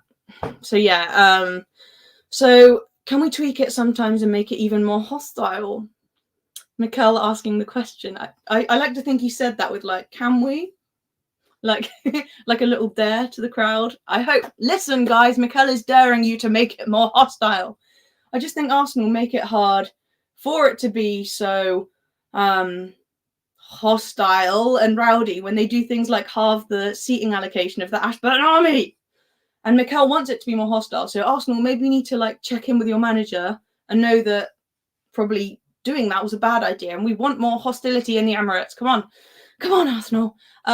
So I think we can, and that's the next step, in my opinion. Guys, that's exciting. If you're going to the match, I wish I was. He's daring us, guys, to make it more hostile. Let's do it. We have to be so grateful for what we're achieving and creating our home ground, and Sunday is going to be a good one again. Okay, he revealed quite a lot there. He wants us to really go for it with the atmosphere. That's Pep and Klopp saying that we need it to be crazy this weekend. That's what he's just said. So if you're going, let me know in the chat if any of you guys are going. Bring it. Our manager commands. So on how to take that next step. The team has to give more. The team has to transmit that fight, aggression, intimidation, and dominance to the opponent. Okay. It's just waffle. Certain games this season, in the Champions League games, we have created that next step. Yes. Okay. We've learnt nothing. Next question. On winning the FA Cup in 2020, I swear he's already been asked about this. Winning always gives you more credit. It attaches you emotionally to people because winning in the end creates a very special feeling. Completely agree. These moments are always really important when you want to evolve relationships and have certain attachments to the team and the players, and I think that helps. Yeah, Mikel has done very well. All credit to him in building the relationship between the fans and the players, and he rightfully acknowledges that winning things does that in a massive way. But just come out and say that you want to win the FA Cup. Where's the harm in it? Come on. On whether that cup win saved his job. I don't know. Maybe yes, maybe no. We won it for a reason. For a reason. It was written in the stars through my telescope. We deserve to win it. We did it against big teams as well. We won the Community Shield as well, so we are here for a reason. I don't know if you can use the Community Shield, Mikel. We got into that through default because Man City couldn't play themselves in the final. Come on. That doesn't count. Mikel, that's cheating. Oh, my laptop keeps moving all over the place. On it being a pivotal moment for him, I think it helps. As I said, I don't know. A month goes by and look what happens. You lose 2 matches and what's happening now? 6 days ago, we were top of the league, which means that we were the best team, the most consistent team in the league. It puts it into perspective. Oh, it sounds like he's having a bit of an existential. It's okay, Mikel. The perspective. You know, we'll be okay. Just enjoy your break, your winter break. Do the best we can on Sunday. Throw it all against the wall. Oh, it makes me feel sorry for him. God, I hate this. And then enjoy the winter break and come back stronger. Don't worry, Mikel. You're doing your best. Anyway. Guys, this is the second to last page, I think. So let's... Renee says, I just seen a question. One question for you, Fran. What is your Twitter? Right. So I used to be Sini Sketches, which was like what I was known for. And I got to like 6K followers on there and stuff. I was on Twitter all the time. But recently I've really gone off Twitter. Like, it's so... You say one thing slightly wrong and suddenly like the whole of Twitter just like rains down on you. Like, you have to really watch what you say and word things in the right way, or else like everyone hates you on there. So it's too much. And also I couldn't keep up the algorithm on Twitter without posting like every day, and I can't do my art that quickly. So it's just not the platform for me anymore. As much as I love like everyone on there, I met so many nice people on there. I mainly am on YouTube now, a bit of Instagram. So follow me on Instagram as well. But if you do want to see my old Twitter account, and I do have a Golartzo Twitter account, but I don't really use it. Then yeah, it's Sini Sketches. Yeah. Phil saying that I love the atmosphere that Ashburton Army created. I remember the first ever game at the Emirates. Some bloke turned around and told me to be quieter. I told him we weren't at the effing opera. I'm glad you did that, Phil. What the hell? That's so bad. I can't believe that was the first game at the Emirates. What the hell? He doesn't believe his own hype. Let's be real. Darren saying the Ashburton Army are not Arsenal. Class singing that silly old song has no connection with Arsenal. Oh, don't poo-poo them though. Like, I think anything that raises the atmosphere in that library of a stadium, like, we just got to back it. Even if it is cringe, even if it's a silly song, even if they sing that song at the beginning, it means that throughout the game there will be a better atmosphere. Like, we sacrifice by listening to that song, if you like, in order for there to be a good atmosphere throughout the rest of the game. I'm all for it. Anything to bring a better atmosphere. Darren saying, we want Arteta out, Fran, more than ever, get the fraud out. I do completely see, like, I'm not quite there yet. I'm giving him till the end of the season, but it's really not good. Yeah, I'm giving it till the end of the season, but I might be on that train by the end of the season if things continue to go the way that they are. My expectations at the beginning of the season were we have to go one better and win it this year, or else I'm rethinking the manager situation, you know. But I am a little bit torn. I'll do a whole discussion about it because I think there are certain things that he's done really well, and it would like hugely disrupt it if we were to get rid of it. But I totally like get your point of view, and I really respect it.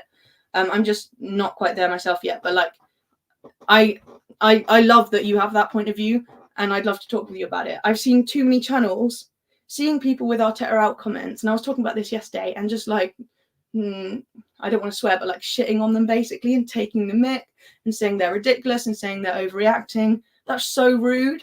Like, people can have the opinion that they want, obviously. Mansa's saying, cheers chat and cheers Fran. Unfortunately, Mikel waffles for too long and it's 1 a.m. for me. No! We've had a casualty of the waffle, guys. You stayed for a really long time. For a Liverpool fan, I'm actually so impressed. But guys, the Mikel waffles took her out. She's used to the Jurgen Klopp zesty salad and the heavy waffle. Sorry, I can't quite tell from your name. I'm really, really sorry. But anyway, the Mikel waffles took our comrade out. Rest in peace. Thank you very much for joining us earlier tonight. Are the rest of you guys still here? Should we continue the waffles? Let's skip over it. Honestly, like, I get annoyed when Curtis skips over the end of the waffles, but I'm here. Yeah. Oh, Phil and Darren with you guys quite regularly have a little back and forth. I love it.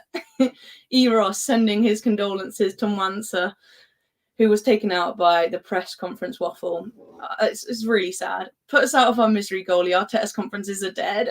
I love you calling me goalie. I love that. You guys call me that. I love it. I love it. Yeah, I will. I'm actually, it's too much. It's too much. Oh my God. Okay. So, do I care about any of these? You guys pause it if you actually really want to read these, but I think Darren's right. It's killing all my brain cells. This one I'm interested in, though. So he's asked on whether he has less control over scoring goals as a coach. And as we know, scoring goals has been like a real issue. So overall, the I bet he says absolutely nothing in this whole paragraph. Let's see. Overall, the execution is in every part of the field, but when it comes to those spaces, the timing and the definition of the action becomes trickier to coach, and certainly to replicate as an action in the game. Okay, do you know why, Mikel? Because those actions are instinctive and cannot be coached. You can do all the coaching to get them into scoring positions, but you can't really coach what they do in that moment instinctively as a goal scorer. You can't coach that. You just need to let them go on instinct there. Maybe that's where part of the problem is. So you can't replicate exactly what the conditions will be in the game. You need to trust your players to act on instinct there. Maybe that's the problem. Maybe they're talking too much. Anyway, that's probably the hardest thing to replicate in football. Exactly. You can't replicate what the opposition players are doing, the state in the game, the crowd. You can only go so far as a coach. You have to really trust the players after that to carry it on their own in the match, on game day, and act on instinct. So I'm sorry, Mikel, it's like having to let go of your children and send them to college. You have to let go and let the players do what they need to do on the pitch. That's their job. That's their love. That's their passion in life. They're professional footballers. They're goal scorers. Let them do it. You can't do it, Mikel. If he could, I reckon he would want to get a mind control drug and like put his arms and legs in every single one of our players and literally play the game for them. Oh, don't you think he comes across as such a control freak? And if he could do everything for every single player because he thinks he knows absolutely best, then he would. I guarantee.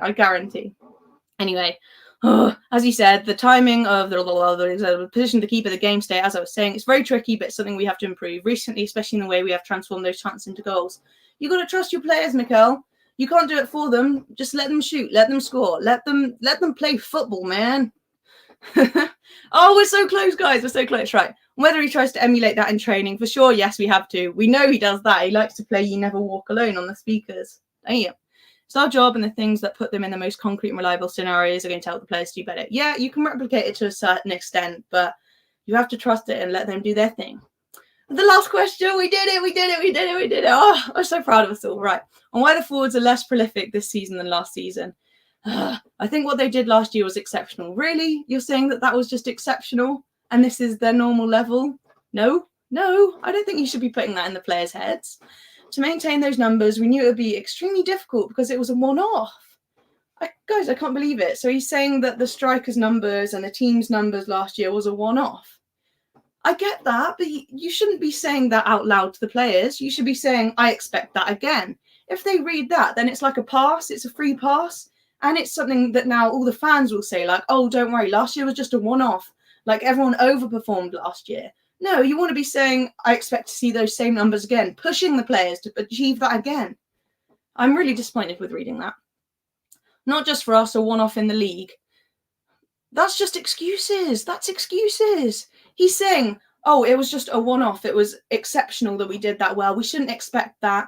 We should expect that. We're Arsenal Football Club. It wasn't a one-off to be scoring that. Actually, it was a one-off. It was the most goals we've ever scored in our club history.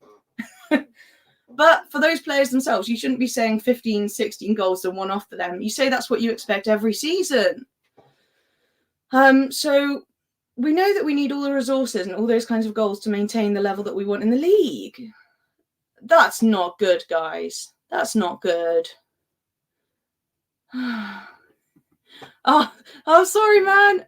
Your hair is beautiful. I actually love it. And the specs, you've got good style going on there. Saying one love, Ross. Also, I'm a guy. The hair throws people off sometimes. No, your hair is great. I think it was your name because it ends in A, and like most British names, or like names that I like have the A that in my head, and because I grew up in Spain, It's like Lucia, Sophia. If it ends in, I normally associate that with the female names, but that's just my ignorance. But yeah, press conference waffle, like we said. Anyway, I hope you sleep well. Thank you for watching, and best of luck on Sunday, even though you do support Liverpool. But yeah, I'm so glad that's over, guys. If you're still here, that last paragraph is really damning. I don't know why he's saying that. He's saying last year was a one-off. Don't expect that again. That was exceptional.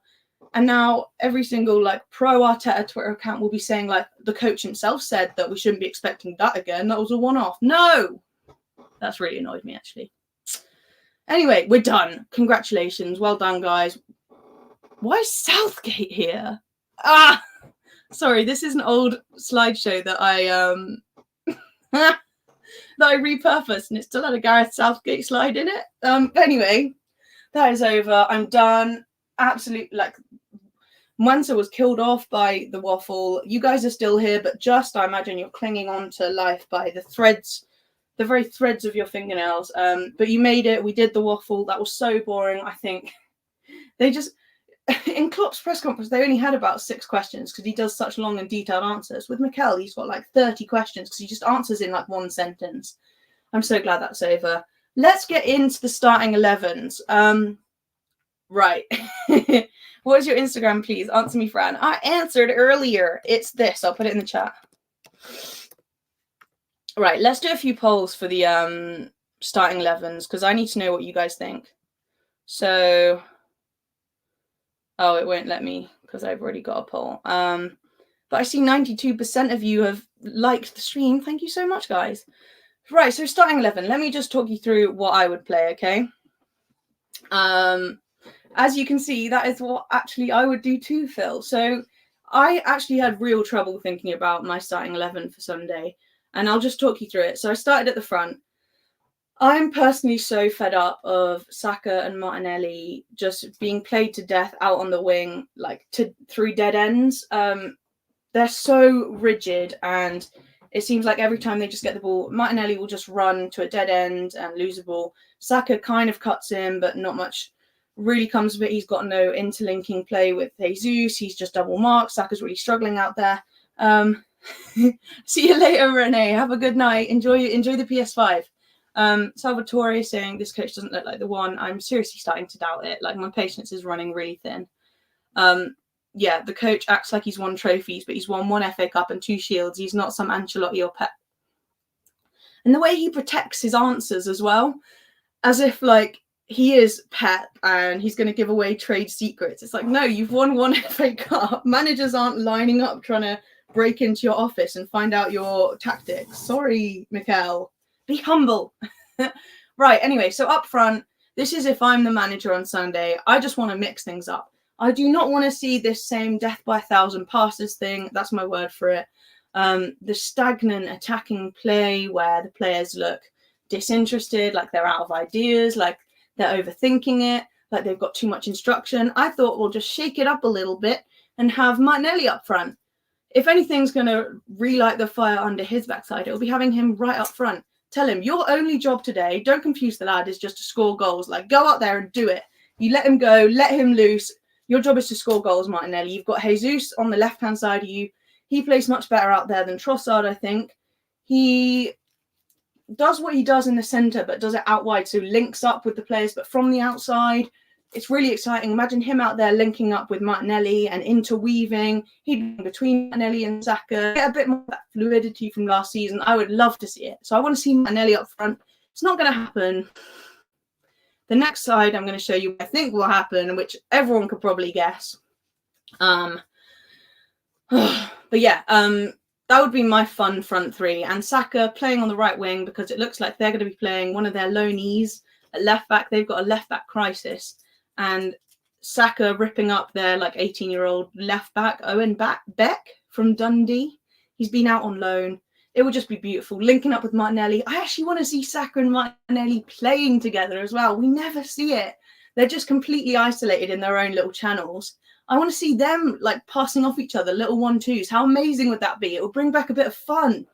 And what I also want to do is have Rice playing in the Havertz role, because he's got like a 91% pass accuracy, is one of the highest passers like progressive passes in the league. Like the stats are actually way better than you'd think. And I would love to see him like playing off of Jesus, Martinelli and Saka, playing a bit further forward. Like, good luck with that, Liverpool. Can you imagine him in the like that kind of Odegaard-y sort of area, linking up with Odegaard? Imagine that front five. It would be so good. And the pressing that Rice would do from the front, Liverpool would have no chance. And then I would have Jorginho just for a bit of stability. Because at the moment, I think Havertz playing wherever he plays, I don't know, because he's missing most of the time. I never like see where he is. I know he's gone better recently, but allowing Rice to have a little bit more freedom, so he's not like, look at my sellotape. So he's not carrying the weight of the world, basically. Let Jorginho sit a little bit further back and just kind of marshal things. Jorginho is fantastic at telling people, like, I know he's not the fastest, he's not the best, but he is damn good. Like, he's like a second coach out there at telling people exactly where they need to be. So he can say to Zinchenko, like, bro, get back. Like, you're getting attacked on the flank.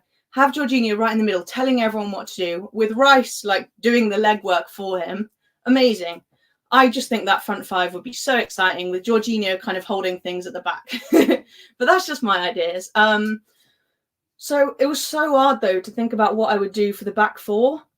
Genuinely really difficult, because left back, I was thinking, well, ideally I would have this back four, because I know Zinchenko's got like huge problems going forward or whatever, but if you had Jorginho there and Rice ahead of him to give a bit of cover, then it wouldn't be so bad. But we don't know if he's going to be fit. So if he doesn't play, then you'd have to play Kivior at left back, which isn't his actual position, and it looks like an absolute disaster. That's not his position. Of course, Kivior doesn't look good at left back. He's a centre back. It's really annoying. But guys, I need help. I need help with the back four. Zinchenko should be a left back in Ukraine. Savage. So Phil said, Fran, you saw how many trophies City won last year with unlimited funds. It means we have to be exceptional to beat them. Simples. I understand that. I do understand that. But I think, like, for we need to be at the level where, like, playing as well as City is not playing exceptionally. It needs to be playing how we do every year, like how City play at their level every year. It needs to be that for Arsenal, like Arsenal play at this standard. We're Arsenal Football Club. We need to be playing like one of the best teams in the league consistently.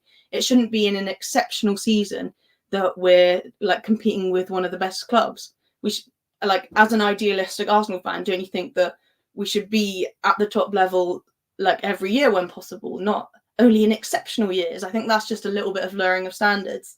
Not like directly at you, but like from Mikel, you know, aim to be and play and perform the best every single year. Eros saying, Fran, feel like the players are not having any fun at all playing under this manager. I think they were, but then last year, but then what I think he's done is like absolutely panicked. It's like he decided to let his like exuberant dog off a lead, then got freaked out because it ran a little bit too far away. And now he's put it back on the lead on an even shorter leash and is not going to let it off the lead ever again. It's like that kind of overreaction, and the dog's not having any fun anymore. That's our players, by the way. It's far too controlled and restricted. I agree. It doesn't look like they're having too much fun. It looks like it's overthought. They're afraid. They're afraid. I think they're so afraid of capitulating again that it's really ruining the way that we play. And you can't play in that much fear. You do have to have a little bit of freedom. You can't. It's this control freak aspect of Mikel again. You can't control every risk. You have to play at some point.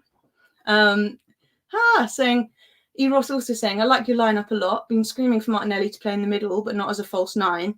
More so making runs in between defenders and outplacing them to goal. Exactly. Imagine him just like, what like centre back is going to have a fun day with Martinelli just getting the ball and just running towards them at 100 miles an hour, just like not caring. A little bit like the way Haaland plays, like super direct. I would love that. Basically doing what he does on the wing, but just in the centre of the pitch and then linking up with Saka. Imagine Saka and Martinelli actually exchanging a few passes. It would be great. Gooners saying, Gunnar Gargamel sings Zinchenko out. So is he definitely out? What are we going to do? If Zinchenko is genuinely out for a few weeks, I can see why we're looking for a left back. There isn't one. And it's so unfortunate because Timber got injured on his first game, and I don't think I can express like how unlucky that was. I feel so bad for the guy, and it's really like ruining our season basically, because Zinchenko's now like our only left back, and when he's out of form, you're resorting to putting Kivior out of position at left back because Tomiyasu's made of glass. Zinchenko's our only left back option really, because Tomiyasu's away at the Asia Cup now. All you can do is play Kivior out of position, or as the Liverpool fan earlier in the chat said, play Saka there. But we need Saka up front for this game, clearly, because to make the most of their frailties at left back. So what do we do at left back? All I can think is that we're going to have to play Kivior there again, which has looked awful. What do you guys think? Mr. Arsenal says, if I see Zinny start on Sunday, I'm going to cry. Maybe it's good that he's injured then to save Ryan the tears. Salvatore saying we need to be consistent at the moment. We are falling off. You can say that again.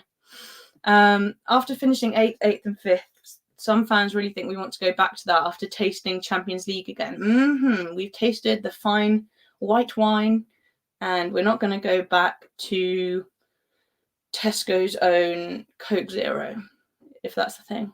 I shop at Tesco's. Where do you guys shop? I don't know. Let me just star a couple of these comments from Phil. But let me know what you think of my starting 11. Let me know if you think a couple of others. On one of Phil's questions said, a few people have suggested Rami starts Sunday. What do you think, Fran? I think he should. At this point, it's just like, well, he's obviously not being played first team, so why not give him a game? Like, it won't mean anything. It won't mean that they're competing, but let him have a game. If you do want to maintain any value for him at all, the poor guy, then give him a game, even if that means you're going to sell him in summer. Like, you want him to still have some value. I feel so bad for him as well, because it's so spiteful of Arteta, I think, because Southgate in international break, like, explicitly said if Ramsdale's not getting like lots of minutes, then it'll be unlikely that I'll be able to choose him, like, or he'll be selected. And still Arteta is just so heartless, like, won't give him game time. We've spoken about this so many times though. I'd love to see Ramsdale play. I think mainly as well, like, the good vibes that Ramsdale brings to the Emirates as well will be really needed on this game. I think make this game a one-off cup final spectacle of a game, a really feel-good game where the attackers want to attack. The crowd is behind us. Ramsdale is lifting the mood. Maybe a little bit like last year's games, you know? Just make it that kind of game. Have Ramsdale in goal. Let's just forget all our worries for a day and beat Liverpool, yeah? I'd love to see it. I would love to see it. I do like Raya, though, and I feel really sorry for him that he's been put into this situation. So, yeah. Hey, what's up? A new name in the chat. Arteta will bottle the FA Cup. Oh, no. That wasn't a very positive introduction to the chat, Rodney. I have a feeling that might happen, though. Like, based on our performances in cups recently, like, why would we think that anything different would happen, you know? Arteta out. I respect your opinion, but I disagree for now. Arteta must win a major honour. 700 million spent, he should win a major honour. That's what I would be saying if I was his boss. Bro, you spent 700 million. Where's even, like, a League Cup, you know? So I'm giving it to the end of the season, see how far we can get in the FA Cup. We should go far in the Champions League, and we should challenge till the last day for the league. Even then, though, I feel like I'm slightly lowering my expectations from last season, because I'm being fed so many like excuses from everyone saying that the expectations were too high. No, last season I said we need to do one better and we need to win it this season, because I don't think Man City and Liverpool have been superbly outstanding. I think that instead our level has gone down due to tactical tweaks and perhaps not using our funds correctly in the summer. Minus Declan Rice and Timber. That just leaves Havertz. So far, he's only recently starting to actually add to the team. So, I don't know. Phil's a Waitrose kind of guy. Whew! I didn't realise there was wealth in the chat. Fran, what about Curtis's petrol mate Cedric at left back? Does he play left back? I thought he's a right back. Cedric. All I've seen from him this season is that he was in London Colney's like indoor training facility, just like throwing a ball for win. And he was like putting this on Instagram. It was actually a really heartwarming video. You guys know I love Win. Arteta can't leave, guys. What will happen to Win? Is Win going to the kennels, to the pound? No. I suppose he'd have to take her with him. He probably wouldn't mind that. I'll take her. I love her. Anyway, yes, Cedric. Cedric would play it right back, wouldn't he? Yeah. Don't say sorry. Don't say sorry, Rodney. So, he says, sorry if I'm overly too negative, but I want my club to win trophies again. That's the thing. You shouldn't have to apologise. I get so sick of seeing like Arsenal fans bash other Arsenal fans for like not loving Arteta and stuff. Like you all get put, everyone who's slightly negative gets put into this one basket of like super negative fans. You're not a real fan if you're not like saying everything Arteta does is gold dust, you know? I get so annoyed. So you have absolutely no reason to apologise to me, Rodney. Like, I completely get it. Like, welcome to the community. Like, every opinion is welcome here. Don't you worry. Don't you worry. Win will either be adopted or put down. She won't be put down. Put Win at left back. Yeah? She'd probably be better at getting the ball back. Actually, I should show you guys this video. It's really cute. Dog football. This is what I think. This is what I think Win would be like on the pitch. It's this. Wait. Hold up. Heard it. All right, let me see if I can screen share. You guys have distracted me. One sec. So I keep watching this video at the moment. I need to zoom in. Oh, you can't see it. It's a really bad. Infaltable el cachupín en la cancha del público. Yeah.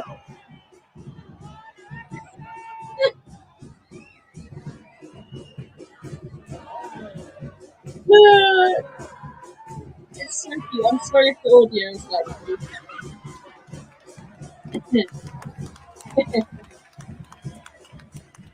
The dog looks so disappointed when she got the football. He's like saying. Oh.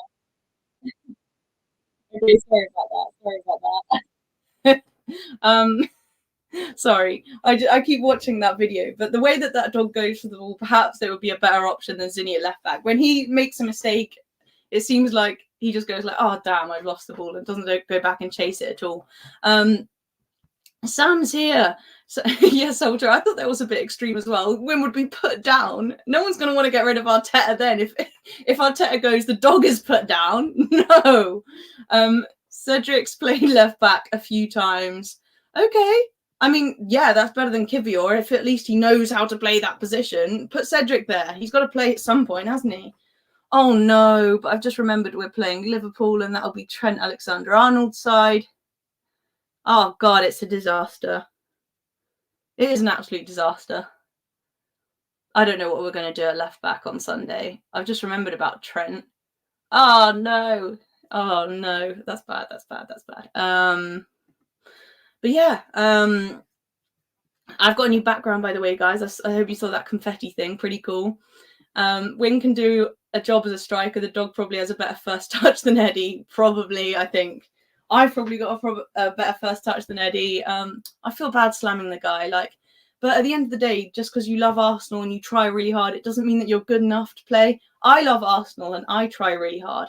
I would give 100% on that pitch and die for the badge, but it doesn't mean I'm good enough to play week in, week out, you know? That's my take. All the best wishes to you, Eddie, but we need something a bit better at the moment. Your analysis must result in a sacking for Arteta this week. No? Do you mean after Sunday if we don't get through the cup? At the moment, Darren, my analysis, we can still win the league. And until it's mathematically not possible, I'm still hoping for it, and Arteta deserves the chance.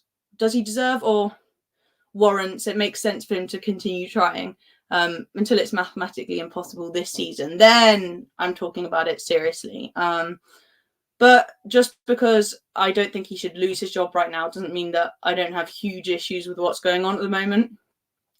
If you love something, you can criticize it, right? If I had a child, actually, no, that's going to sound really harsh. was going to say, if I had a child and it was like playing football, but like make, I was going to say, like, if I loved my child, I would tell it how bad it was playing. You can tell I don't have kids. I would not do that. I condone supportive parenting. Eros saying we are doomed. Yeah, I don't know what we're doing at right back. So that's my starting 11. Let me know any other ideas you have, but this is what I think will happen.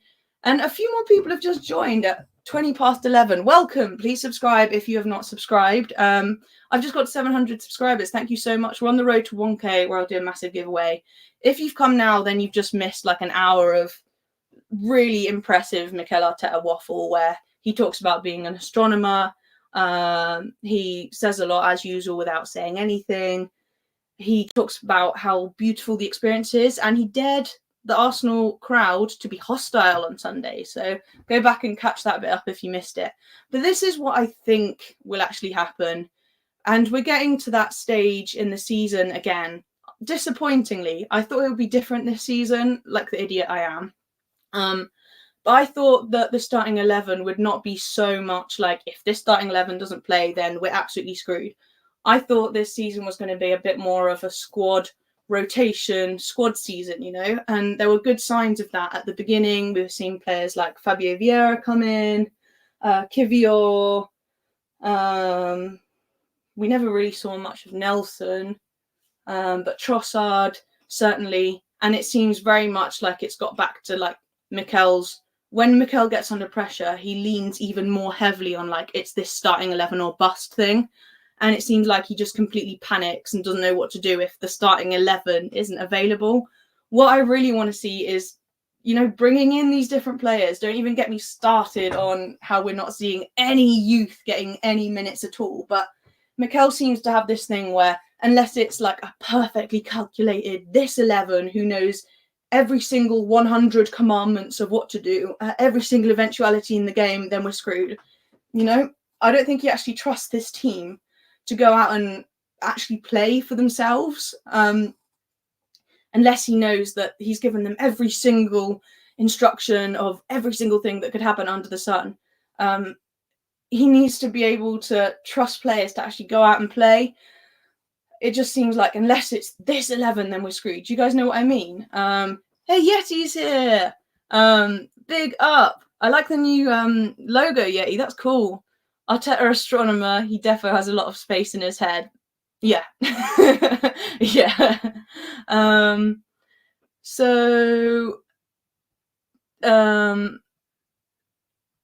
Phil saying I got signed off by the nurse today. My left leg is finally healed. 4 months after the pillion peg going through my shin. So I'm happy to play left back on Sunday. Yep, Phil, go ahead. Go and do it. Go and play left back.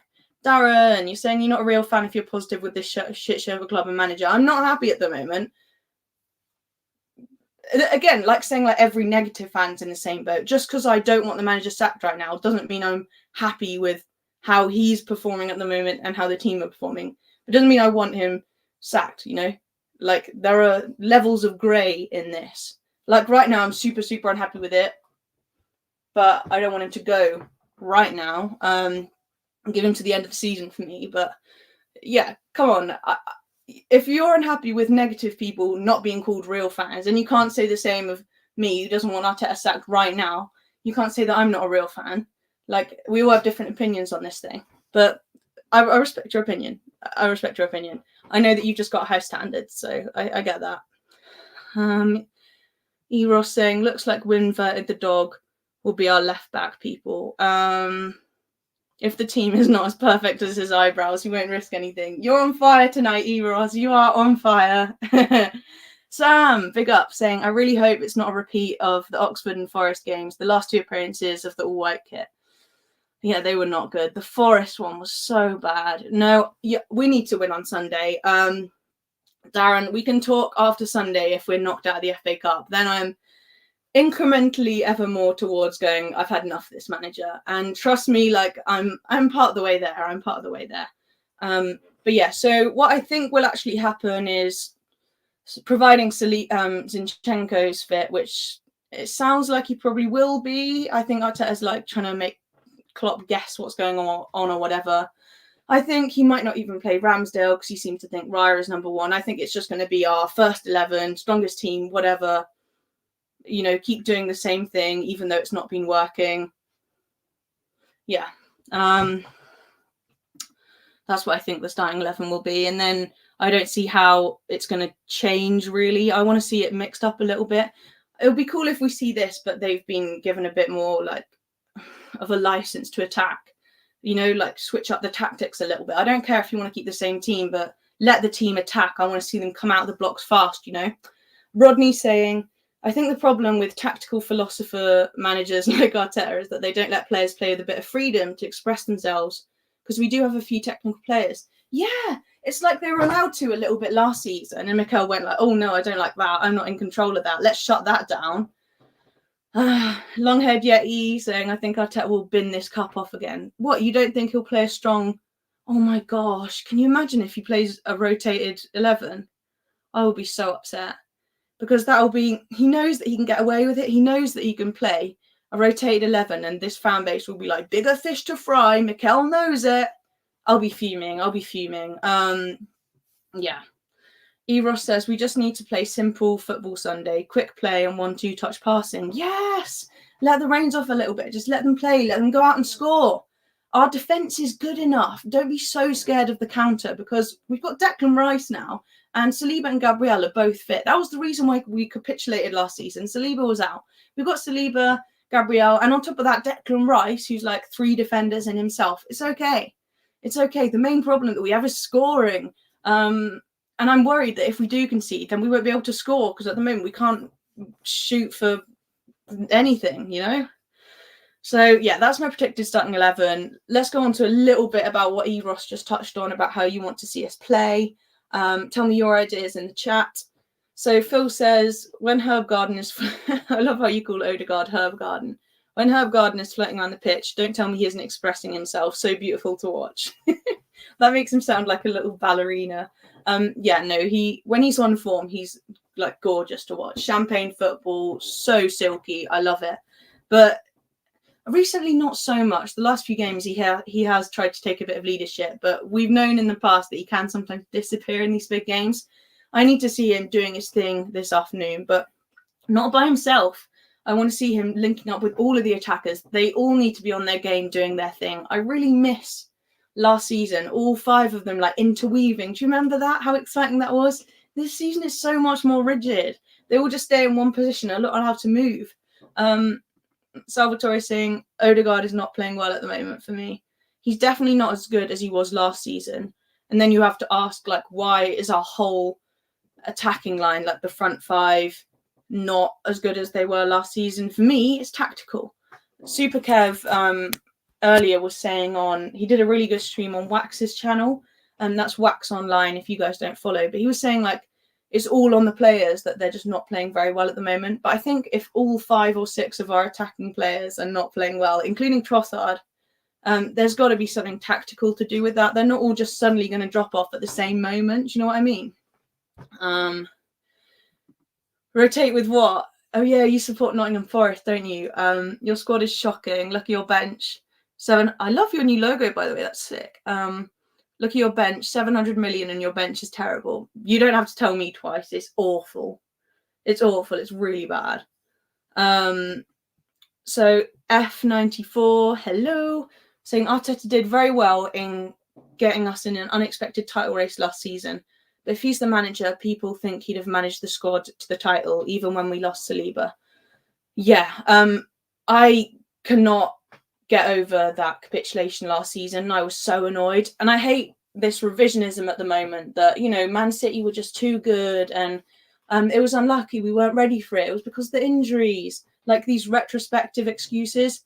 At the time, I was fuming, and I can't forget that it was us, like, dropping the ball ourselves that allowed City to go on and win the title. It wasn't that they were just suddenly like outstanding. It was that we shot ourselves in the foot, and people are seeming to forget that and instead say, oh, it's because City was so good and we had the Saliba injury and stuff. But even though we had the Saliba injury, it was dumb mistakes that we kept doing.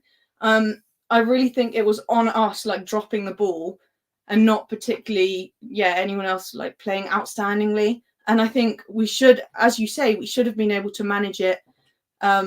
We bought in Kivior, a defender, in January, and when Saliba got injured, we were playing Rob Holding. Why didn't we bring in Kivior? I think we could. That was a whole mess, and I just completely agree. I completely agree. Our squad shouldn't be so reliant on one player, especially when we've had so many defensive signings over this time. Like Arteta's brought in Cedric Suarez, Kivior, Zinchenko, even just for the left back position, and Tomiyasu. There's probably some more I've missed, but yeah. Darren saying Saka left back, ESR. I even forgot about ESR. I forgot about ESR because we've seen so little of him. You're completely right. I'd love to see ESR play. ESR, no. Oh, so ESR instead of Odegaard, completely. Or maybe in the Havertz position. Havertz up top, interesting. Trossard left wing, Jesus right wing. I like that. Jesus played really well when he played right wing, I thought. Cedric right back, Raya in goal, Sell, Ramsdale, Zinchenko, White, and a whole load of others.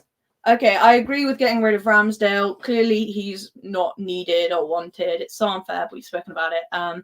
Zinchenko, I still think he offers a lot in certain games, going forward when we're not going to be pinned back and attacked against a lot. But I see why you'd say that. White is a bit harsh, to be fair, but yeah, fair enough. A whole load of others, I completely agree. We need to be getting rid of players. I know we're getting links of players coming in, but the links I really want to see about which players of ours are getting sold so that we can actually bring in some players in January. So frustrating. Hey, Malhai Hotspur, my favourite Tottenham fan. Thank you so much for saying hello again. So Rodney... I've really enjoyed your contributions in the chat tonight, Rodney, by the way. Welcome. I hope to see you again soon. Saying, Arteta has become concerned about playing controlling football, which is not really that great since the midfield gets pressed too much. I think ever since Man City 4-1 Arsenal, he stopped. Yeah, he really freaked out. I think he's got to have a bit more belief in giving the team a bit more freedom to play. The controlling thing, I totally see why he's doing it, but it's actually hurting the team at this point, This club blocked inquiries for Eddie Nketiah. You can't make this up. I read that. I think Curtis was talking about it earlier, wasn't he? You can't make it up. You really can't make it up. If Eddie was the answer, then we'd have seen it by now, He's had more than enough chances. He's had more chances than anyone. He's not the answer. Get rid of him. Get some proper money in so we can bring in whatever they deem necessary. We can talk about who you guys want to bring in, but I'd love to see another attacking player and a defender come in. That would be wonderful, A left back and then an attacking winger or centre forward's lovely. But to do that, get rid of Eddie. He's not the answer. God damn it. Hasper TV, hello again, saying Arteta is destroying Arsenal. It's hard to disagree with you at the moment, mate. It's definitely the tactics this season come from Arteta downwards, and the team looks so much worse.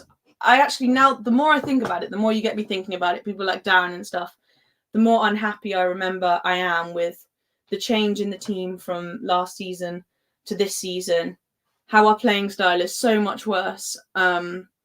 Especially in our attacking play. And at the beginning of the season, I was making excuses for it, saying it's okay because our defensive numbers are way better. But right now, the defensive numbers are worse as well.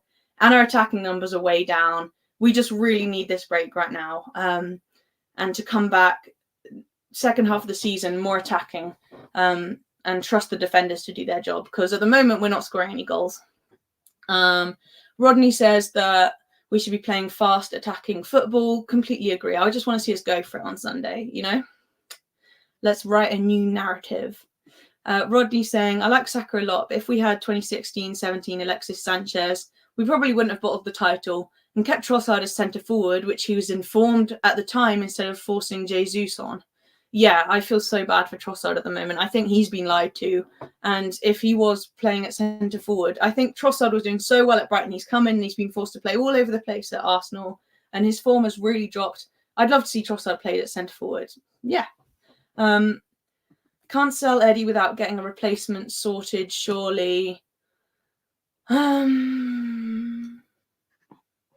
Yeah, I suppose so. But I mean, we've got Jesus that can play there, Trossard that can play there, Martinelli can play out there too. But if you did sell Jesus and bring in like a replacement striker, that would be really good too. Ensman is here. Big up, big up. Thank you so much. Another one of my absolute favourite Liverpool fans. Tomorrow, I think he's doing his big preview, and you guys need to subscribe to his channel and check it out, because him and his team of guys that he streams with over there, first of all, are really funny, but second of all, really know their stuff about Liverpool and like the history of Liverpool and tactics.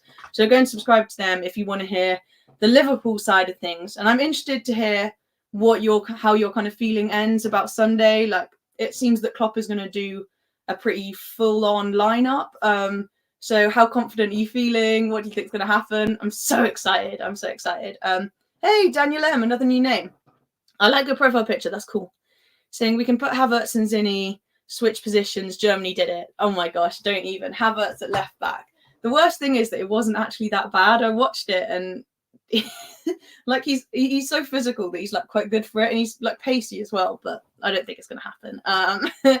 Right, so that's it. I'm going to sign off. There's a film I want to go finish watching. I'm really into like war films at the moment, so I'm so excited though. I'm so excited for Sunday. Yeah, this is my score prediction. Let me know your score predictions. I think it's going to be a goal fest, and I think we will win if the reins are let loose a little bit, and if Arsenal are actually allowed to attack, and if the Emirates is rocking, then I can do it. You go back and watch my PowerPoint, you just can't hear. We've done pretty well historically against Liverpool in the FA Cup. We do really well at home in the FA Cup as well. And yeah, if the stadium is rocking, then it'll be good. So I think it'll be a really exciting match. I think Liverpool can concede a goal or two. We at the moment can concede a goal or two. But maybe I'm optimistic to think that we will actually be scoring some goals. But I'm hoping that this will be a bit of a clean slate. It's not the Prem. It's a cup competition. The Emirates will be rocking. It's a bit of a mental break because it's not the Prem. I think the players will be able to play with a bit more freedom. Hopefully Arteta lets them play. And it'll be a really good match. Let me know what you think the score prediction is going to be. So let's see. Daniel saying 3-1. Oh, that'd be exciting. To who? To Arsenal? Long Ed, yeah, he's saying I would sell Eddie and I can't beat Sal. You probably would have to you'd probably have to give him away in the bucket of like free items. F saying, same for Fran, we had it for the taking. Didn't even have to beat City to win it. That's the most frustrating thing for me. Jorginho, Kivior, Nelson just didn't get used enough in the last 10 games. I know, and that's what I'm so scared about happening again. At the beginning of the season, I was optimistic that we were rotating a little bit more. So if we did need to call on these players towards the end of the season, then they'd be ready. But it seems, the more stressed out Arteta gets, the more pressure, the less he rotates. And I understand that because he trusts these central 11 players more, but you just can't do it like that.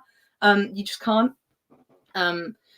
Rodney said, I really wanted Carlo Ancelotti as a manager. He would have unlocked our players. I know, sometimes I do think about some of these elite managers and what they could do for players like Saka, Martinelli. And really, it's worth thinking about. It is really worth thinking about if their form continues to kind of languish as it is at the moment. But I'm giving Arteta till the end of the season, then we'll do a full review. I just don't think it's worth talking about removing him like midway through the season and all that stuff. But really, I do have lots of questions, Mikel. Phil saying epic presentation or frantation as always. Well, I'm not sure about frantation, but an attempt was made. Arteta destroyed ESR. Like, he has so many players. I agree with you. I love ESR. Look, he's on the wall behind me. He's on my hoodie, wherever that is. Yeah. But yet he gives Eddie like 1,000 million chances and gives Emile Smith-Rowe like 5 minutes to prove himself. He's not going to be able to do anything in 5 minutes. So Daniel reckons 3-1. Rodney saying 2-2. Darren again saying ESR can run and dribble better than Odegaard, who looks permanently injured and is rubbish this season. I agree. It makes absolutely no sense. Completely agree. 2-0 to us, Fran. The spirit of 89. Fingers crossed. 4-1 Liverpool. You would love that. You would love that end. You would love that. You know how much we would melt down. I can't even consider it. I cannot consider it. No, that's not happening. That's not happening. Hey, Steve Davis, what's up? Why does everyone always come in? Steve, some big stream must have just finished. I'm seeing all my buddies come in. How are you doing? How's your doggo? How's Nook? Steve has such a cute dog, guys. So cute. Yeah, so what's your score prediction for the weekend, guys? I've had a few of them. Oh no, Salvatore saying 3-0 Liverpool. I haven't even allowed myself to consider that we will lose, okay? It's not even crossing my mind. I'm not thinking it into existence. We're going to win. We must win. The boys need to win, okay? I'm not even considering that we're losing. Emirates rocking. You lot could never get that place rocking. Too much latte and salmon cream cheese bagel quaffing. That's so savage. That's so savage, but so true. Oh, don't call us out like that. We try our best, okay, Steve? An enemy of the chat. Emirates rocking would only happen if there was a major flood. What?